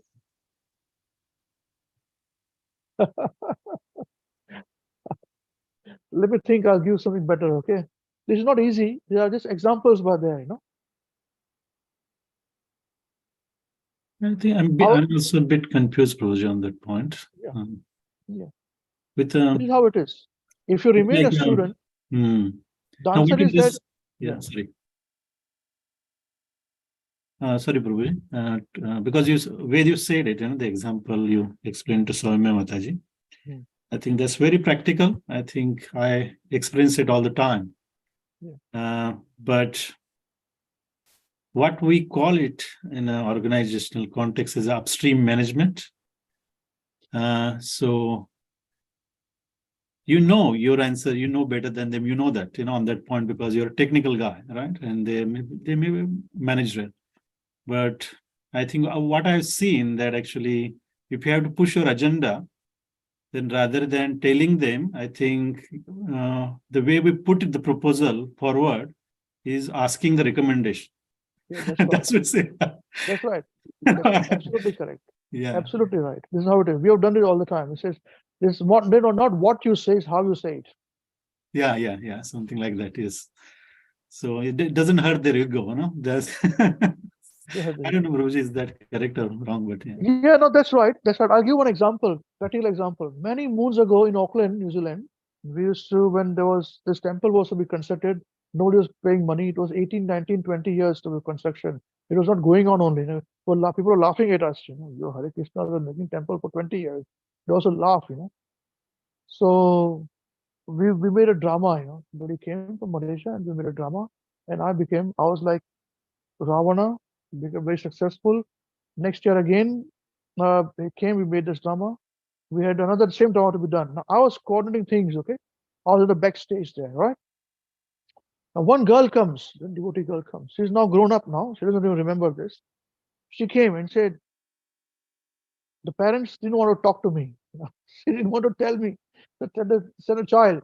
They said, I want to act in drama with in the end, when there is a fight with the Hanuman and all, they go in and with the Ravan and all fighting going on, So I want to act as a warrior with Hanuman, a small child, So I looked at her. I said, well, she's small child, she doesn't have that experience. How do I, without practice, put her in front of the whole public? And we're doing fundraising, okay? I said, you've not done practice, so I'm very sorry. I told her very nicely, please, if you can, we are sorted now. We're enough for this, So she went back, After some time, she came back again with somebody else, again a small child. I said, I want to do this drama, to act with this warrior, Hanuman. Again, she said this, I was so distressed, my heater was on there. I used to carry my heater with me, in that I put the heater on. I was very dressing and all, and I was watching the drama there, where things going on, lights are here, all those things. I said, no, please, I told you it's not possible. At least I knew she was some daughter of some big shot here, big devotee.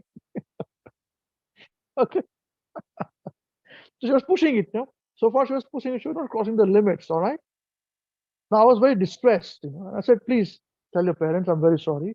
So she went away, She didn't come up for a long time. And towards the end, before the ending became already, she came all dressed up as a warrior with this. I said, Prabhuji, I will not fault you. I'll go there, I'll fight and come back. She was all dressed up. I was laughing. I said, yeah, go now. So, as I went inside to fight, she was so there funny. This, and she came back, I said, wow, this is clever. I thought this is clever, that she wanted to do it. She didn't cross the limits to say, and even the parents are very clever to say, let's dress her, whatever the situation was, who dressed her, I do not know, with all other small children, she was also inside with this. So I was impressed. I remember this is 20 years ago, I mean, 19, 17 years ago. And I was so happy about this. And she's grown up now, So they would have crossed the limits to say overstepping my authority. I'm nobody there, but they pushed it in a different way, I said, all right, just the thing, it's all right. I was just being too overly protective or things about things. So yeah, we would know when we are crossing the limits and we are not. That's what I want to try to say, When we know we are not crossing the limits, we are expanding the limits, then we are giving ourselves that space to remain where we are, not putting our step on somebody else's toe, and still getting our work done. So she got her work done without just thumping my foot,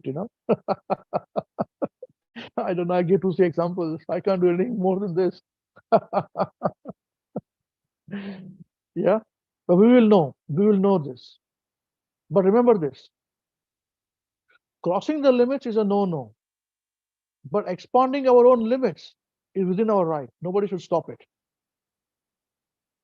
So if say Soumya Mataji has a good judgment of this, and she's better than others to know this, she has got all the right to accept that, well, I got better intuition here, So when she becomes her doctor, if she's not been given proper opportunities here, when she becomes a senior, she can give that space to her juniors to say, you got better equipment, let's try and see.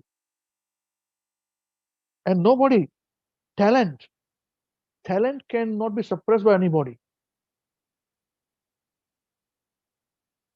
Remember this point. Nobody can suppress the talent. So work within your limits and expand your limits. You'll be successful rather than crossing the limits. People don't understand this. So this question which has been raised by you, all of you, is good. You're thinking about it. And I wanted you to think about this. This is one of the points of my discussion today. I want to pass this message of expanding the limits. So you're happy with what you are. Yeah. That's what I want to show. Examples we all will have in our own lives. Maybe 20 years from now, you will give your own classes and say, this is what my examples are, on this. But philosophically, this is very correct. Is it not so? We don't cross our limits, but we can expand our limits. I'm not telling you anything, boss. I'm expanding my limits. What's the difference?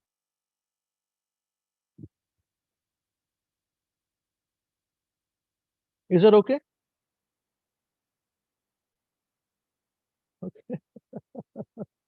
Well, good. Anybody else wants to say anything? Any questions? So very good. Very good.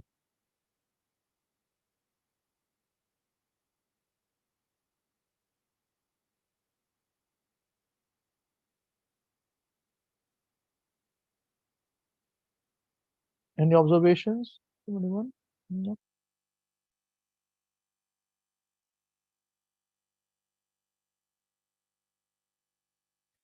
All right. So let us quickly, if you can repeat the same points if you want to, but if you have anything to share, one point which you'll carry with you today from today's discussion, we'll quickly say we will wrap up the program fast then. Any one of you, please. All of us will have to give. Sorry, all of us, please. Who would like to go first? If you feel it is beneficial for your bhakti, if it's not, no problem. Just say it's okay. I don't want to say anything. Hare Krishna Prabhuji. Yes, Haribol Prabhu. Thank you very much for your nice class. From this class, I understand that I have to expand my limits. So, I mean, what you mentioned that you only pray Lord Krishna, so automatically everything will go to like an even demigods and everywhere. I used to before coming to Namata program, so I used to pray a lot, all demigods. I didn't know that who is the main god, who is the subordinate or anything. Especially Krishna. I mean, I never used to pray Lord Krishna, but now I understood that yes, I had to expand my limits. That's within the limit, of course, and also when you really concentrate on your uh, main god, then automatically everything falls in what you wish. I mean, that's again within the limit. But yes, that's I have to and God is within us, within everyone's. He resides in me and everyone's living beings. So I have to just follow the instructions from the seniors. Hare Krishna. Jai Haribol, Hare Krishna. Thank you very much.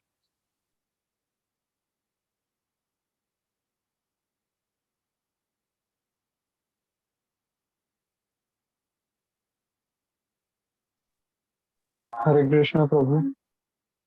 Haribol Prabhuji. So there are actually 2 points. The one point being that the whole philosophy and the instruction is not just limited to uh, us, or not only the Indians, or the beings of earth, but to whole and everyone from this universe.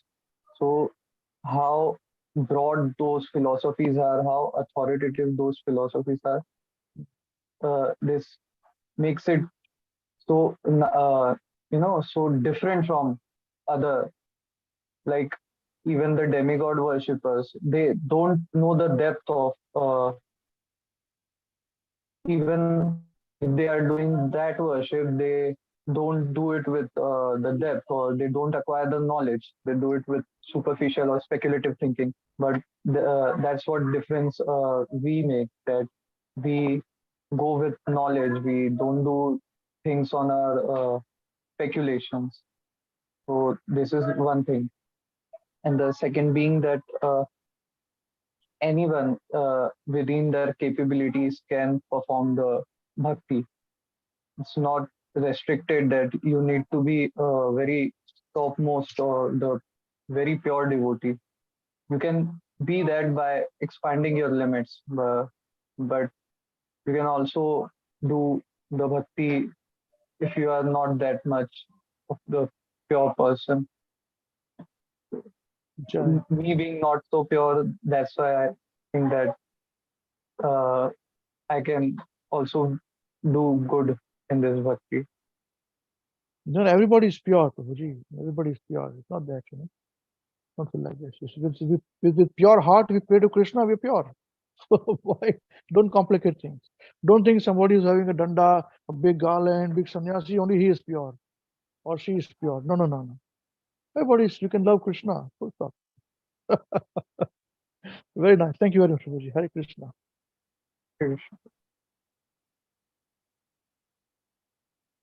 Okay, Divanshi Madhuri, right? She is, there's some construction going on in her house, so she cannot speak. But she said that working within the limits is how she said okay. My understanding is to stay within my limits of bhakti. And if I stay within the limit, I'll be able to do much more than otherwise. I will continue to meditate on the points discussed in this class. Hare Krishna. Thank you very much, Mother. Hare Krishna.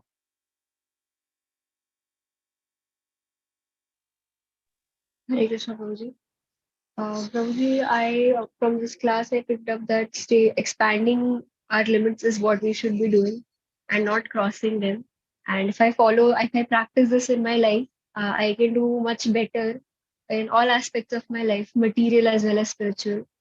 And another thing, Prabhuji, is that the point about life in different planets and not just there being in Earth. So about how our eyes are not our eyes are not as efficient as people of the higher planets. Even like you said, that example of that person, Osho Ashram, he could not see people who were doing meditation. He could just see other things which he wanted to see. So if we cannot see things such as that, then what to say of the things that we are actually not being able to see? We are not even capable of seeing by our eyes technically. So that was a very interesting point for me. Jai, thank you, Hare Krishna. See, this crossing the limits will always happen when you want to compete with somebody else. When you have competition spirit, egoism. But if you expand your limits, you're so I compete with myself. If you every great and leaders, every top leaders in the world, they don't compete with anybody else, they compete with themselves. Remember this. Always.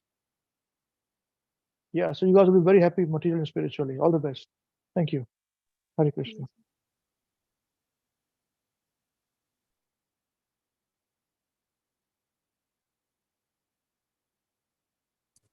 Hare Krishna Prabhuji. Thank you for your very nice class today. So the point, what I have said this in the past as well, but the a point which is struck to me is that we have to change ourselves, not others. We, as a preacher, we think, oh, we are telling them, why don't they change? But it's nothing for them. It's just for our purification. With everything, whatever we do, is just for our purification, not for others. It's, if they can take benefit, it's all good. If they don't want to, that's all good as well. So the thing is that it's for our own benefit that we have to, and I actually have seen how, especially our own sangha, I see how much people have changed habits and the thinkings and the other activities as well. So it's all for our good, not for others. The other point, which is actually very nicely you explained, was that if we satisfy Krishna, then all the demigods are satisfied. Srila Prabhupada has many times given that point in example, like if you are eating and the whole everything goes in your stomach, and then stomach supplies the nice energy to all the limbs and whole body. So it's the same. And to satisfy Krishna, we don't have to go anywhere, because he is sitting as Paramatma in our heart. And then if we are really looking towards him, then obviously Paramatma is just guiding us.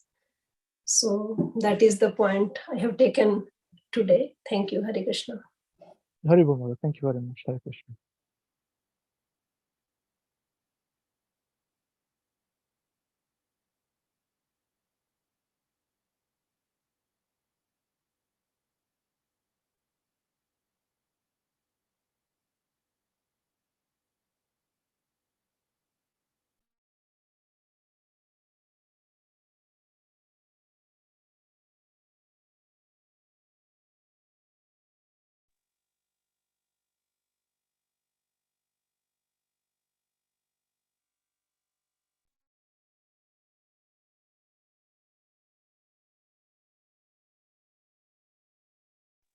Hare Krishna. Thank you very much for your very nice class, Puji. One point that I realized is that you also mentioned that, it's important to understand that Lord Krishna is not anywhere else but in our heart, as well. So even when we're trying to satisfy Lord Krishna, and as you said, extending our limits, it's also important to understand that whatever actions that we're performing, Lord Krishna is right there.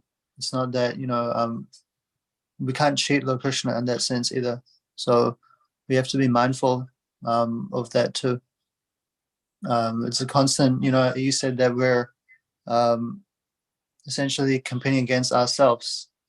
But we're also, always mindful that Lord Krishna is watching and Lord Krishna is there all the time, omnipresent. So that's one point that I realized. Thank you, Prabhu. Hare Krishna. Yes, you can never win by bringing anybody down. Yes, naturally they may come down if you win, but don't try to win by putting somebody down. Win by winning yourself. Krishna is watching. Very nice. Thank you. Hare Krishna.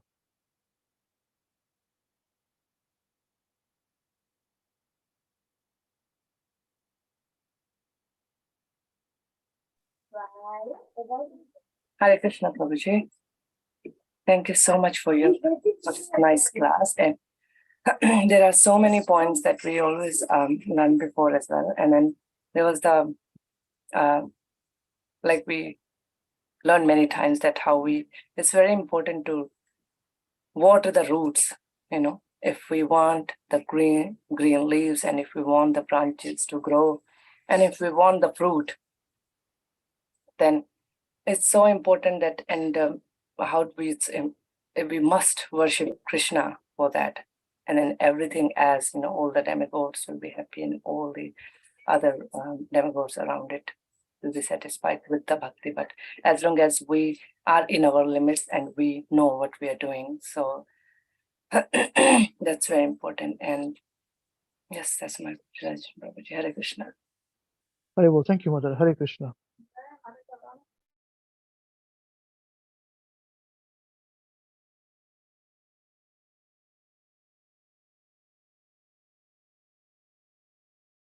Hare Krishna, Vishwa.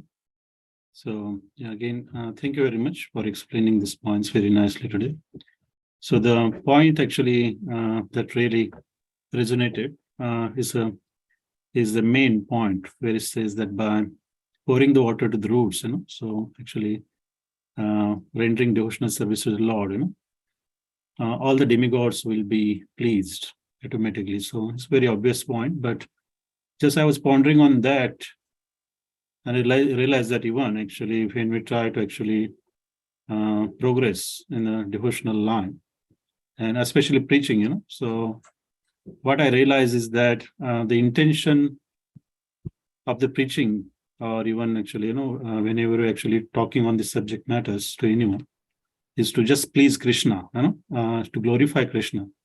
And realize that actually Srila Prabhupada, you always mention that Srila Prabhupada always talked like a lion, he never compromised on the philosophy. He spoke boldly all the truth and still he was always protected, so because Krishna was pleased. So even actually when we preach, I was thinking that we should be we should be uncompromising on the philosophy, what is given in Bhagavad Gita, Srimad Bhagavatam, or given by Srila Prabhupada, Srila Gurudev, pure devotees. We should be delivering this message as it is without compromise, because we should not be in the business of pleasing people. So our intention should be always to glorify the Lord, and maybe, as demigods will be satisfied, so ultimately all the living entities will be in the end, they will be satisfied. So I think that's what I realized, Prabhuji. Thank you. Thank you, Prabhu. Hare Krishna.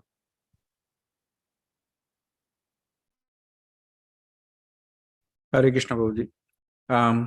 Yes, Prabhuji, I have realized the same point about Krishna is the root, is the center. That there is a difference between worshipping and respecting. So I realized that as a devotee, Vaishnava, we worship Krishna, he's the center point, but it doesn't mean that we disrespect demigods or we demean other people. That's the point also. I realized that, probably. Yes. Thank you. Hare Krishna. But demeaning you cannot achieve, you cannot win. Yes. Hare bol. Hare Krishna. Thank you.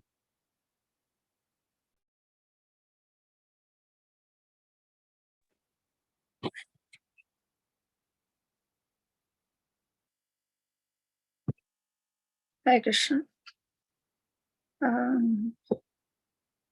So I have few points as well.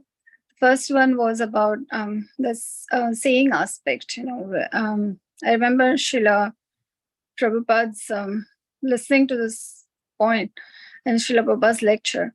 And before that, I always used to feel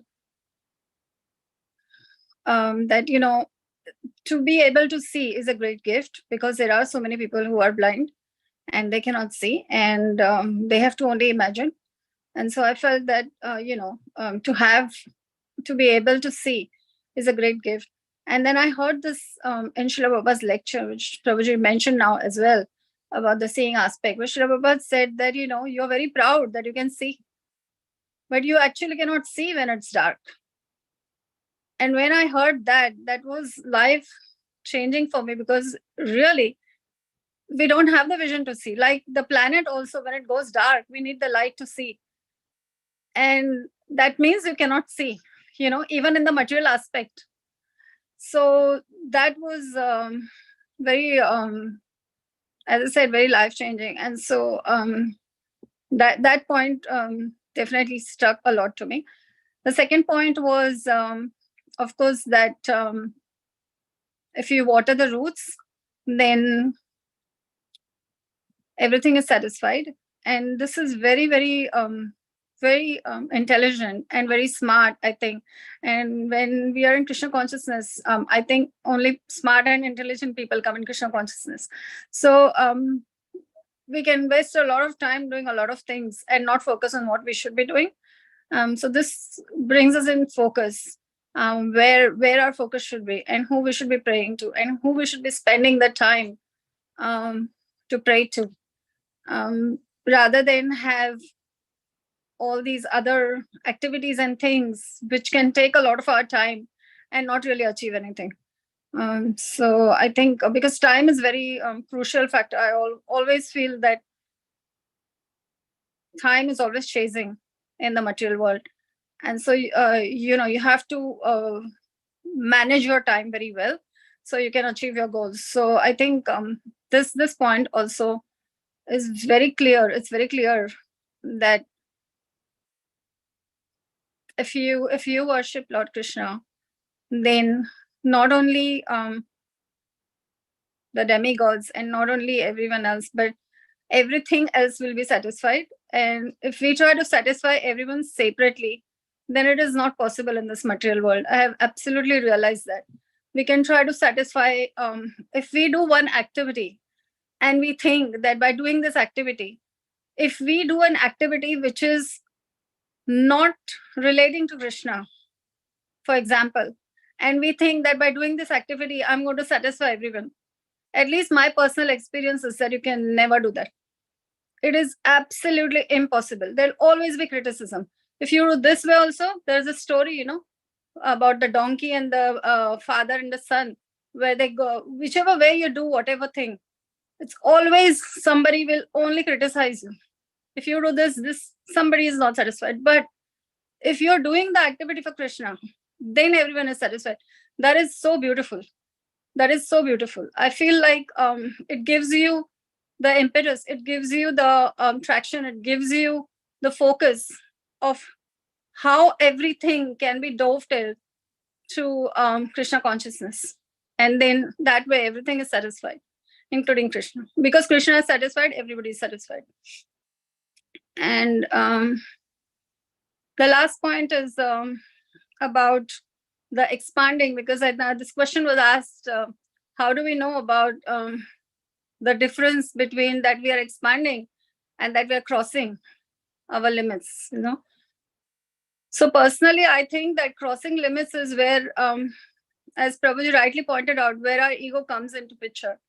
And expanding is when you're doing your devotional service, your consciousness, the first point in your consciousness is that we are not capable of doing anything by ourselves.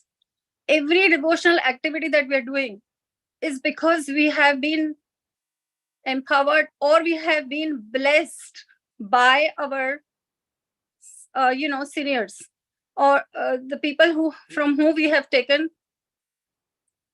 shiksha, the people from whom we are taking the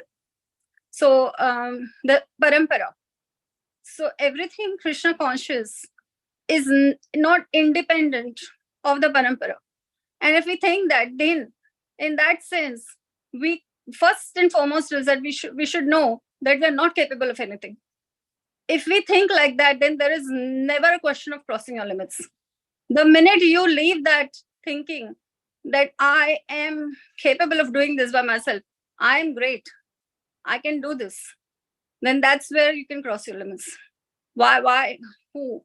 All you can ask, if you don't leave this thought that I'm not capable of doing anything, and it's only and only with the mercy of the parampara system, from the person that you're learning to the Guru Shishya parampara, then you will never go wrong.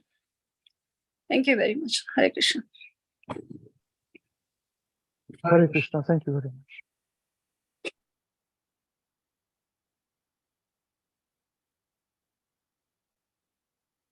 Hare Krishna, Prabhuji. Hare Mother. Hare Krishna. Yeah, Prabhuji, the point I take this, that you said that act within you have given. So, yes, Prabhuji, and based on my question and your answer as well, Prabhuji, so I need to learn myself that I should not cross my limit, and according to my capacity, I should do whatever I need to do, and whether it's devotional service and all. And thank you for my answering my question also. Thank you, Hare Mother. Hare Krishna. Hare Bol. Hare Bol. Have we concluded now? Everybody has given their points. Anybody is remaining? Then I think all done now. Okay, thank you very much. So now whose turn is it today to sing Hare Maharaj? Maharaj, please hear us. Hare Krishna, Madhav's turn. It's my turn, Prabhuji. Aha, Hare Krishna, Madhavji's Prabhuji. turn. Yeah. Hare Hare Bol. Krishna, Prabhuji.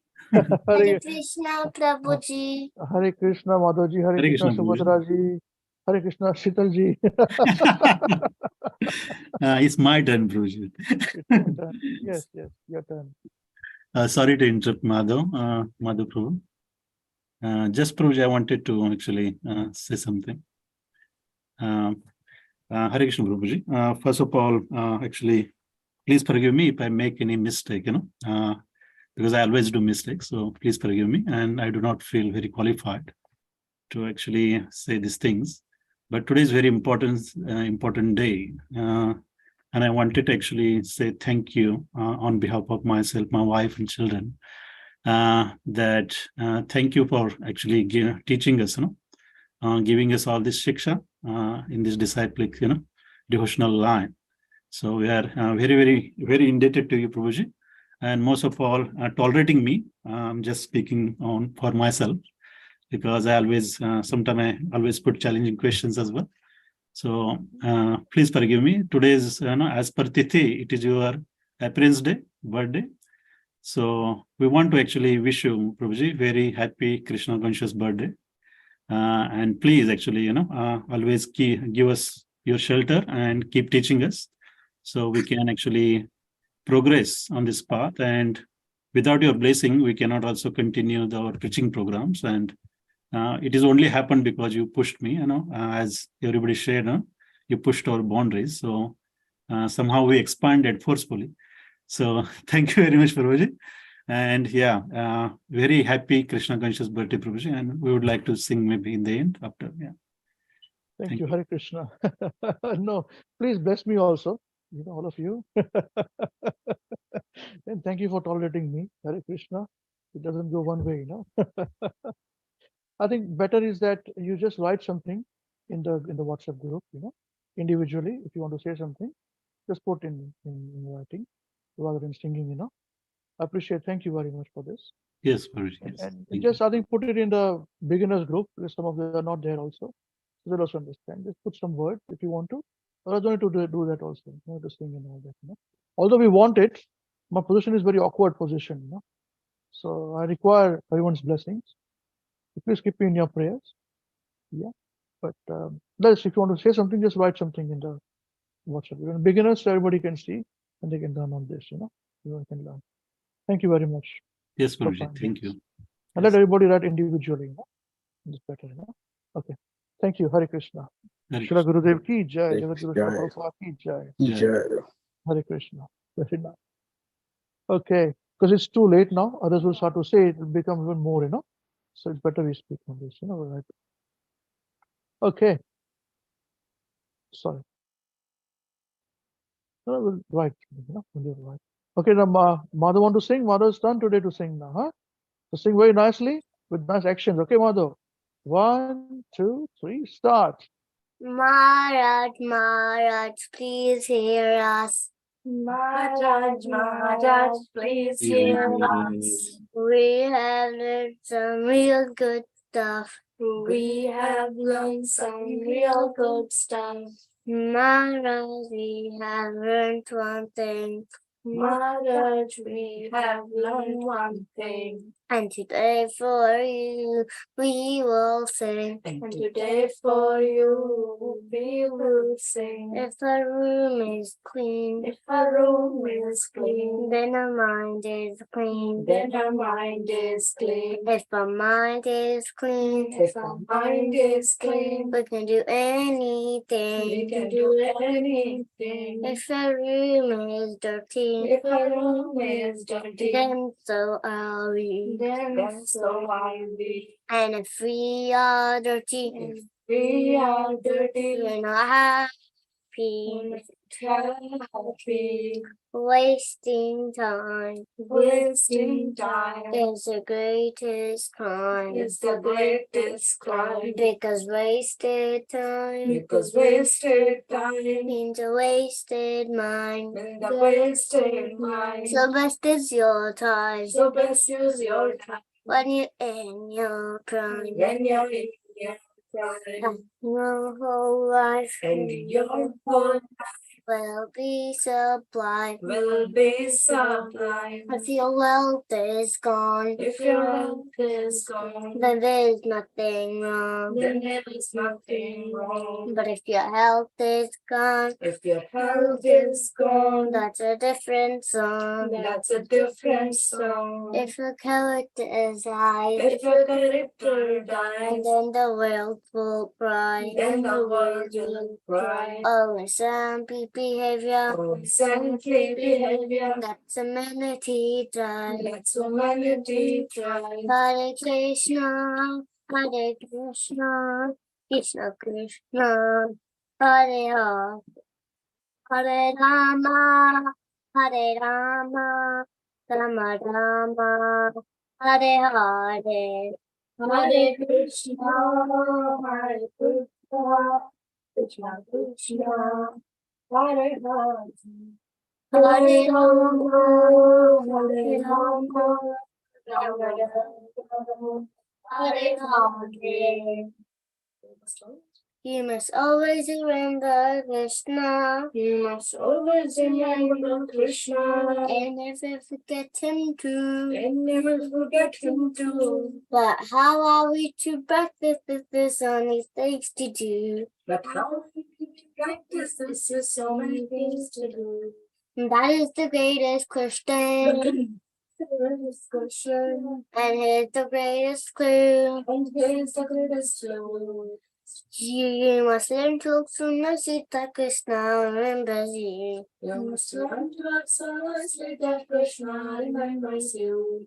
So listen very closely So listen very closely to make your thinking sharp. and make your thinking sharp. Let's learn how we can live in with Sir Krishna won't depart. Let's learn how we can live in why so Krishna won't depart. If something sees tomorrow, If something is tomorrow, finish it today. finish it today. Whatever sees today, What happens to today? do it now, don't delay. Do it now, don't delay. Your friends might be lazy, Your friends might be lazy, or doing bad things. or doing bad things. But you think again, But you think again, don't follow them, don't follow them, and you'll win the end. and you will win the end. Whatever look we're giving, Whatever what we're given, we do our very best. we do our very best. We only with devotion, We only give Krishna the rest.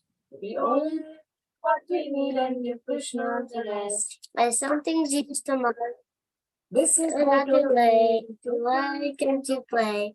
We learn to play, you'll see Krishna every day. This is how to live, to work and to play. You learn to live this way, you'll see Krishna every day. And when our time is up, he'll fix us above. We'll sing and dance to him with a heart full of love. And when our time is up, we'll take us up above. We'll sing and dance with him with a heart full of love. So chant Krishna's name, his glories and his fame.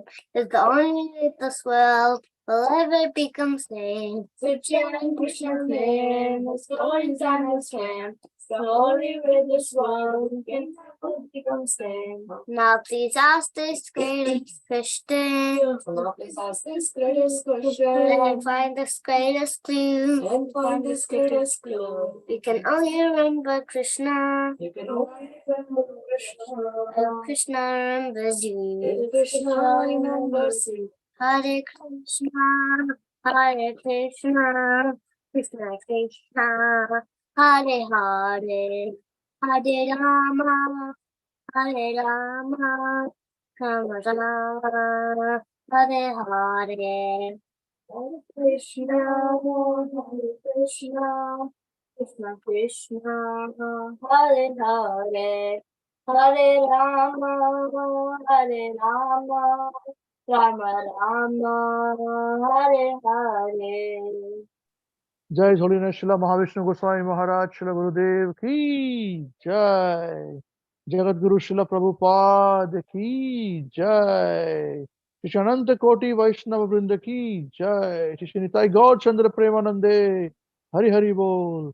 Namo Vishnupadaya Krishna Vastar Bhutale Srimati Mahavishnu Goswami ki Namine. Namo Vishnupadaya Krishna Vastar Bhutale Srimati Bhakti Vedanta Swami ki Namine. Namaste Saraswati Devi Gaumani Prasayana Nivisheshu Nari Prasayana. Okay, I'm thinking all of you want to sing for my birthday, parents' day. That's fine. You sing that. Well, accept it reluctantly, but then please write something. That's a better thing. So this is the best way to do things. Okay, please excuse me. No, it's okay. All right, then you can sing. 1, 2, 3, start. Hare Hare Krishna, Krishna to you. Hare Krishna to To you. you. Hare Krishna, Hare Krishna, Hare Krishna to you. Hare Happy birthday May Happy the birthday. May you go back to Godhead.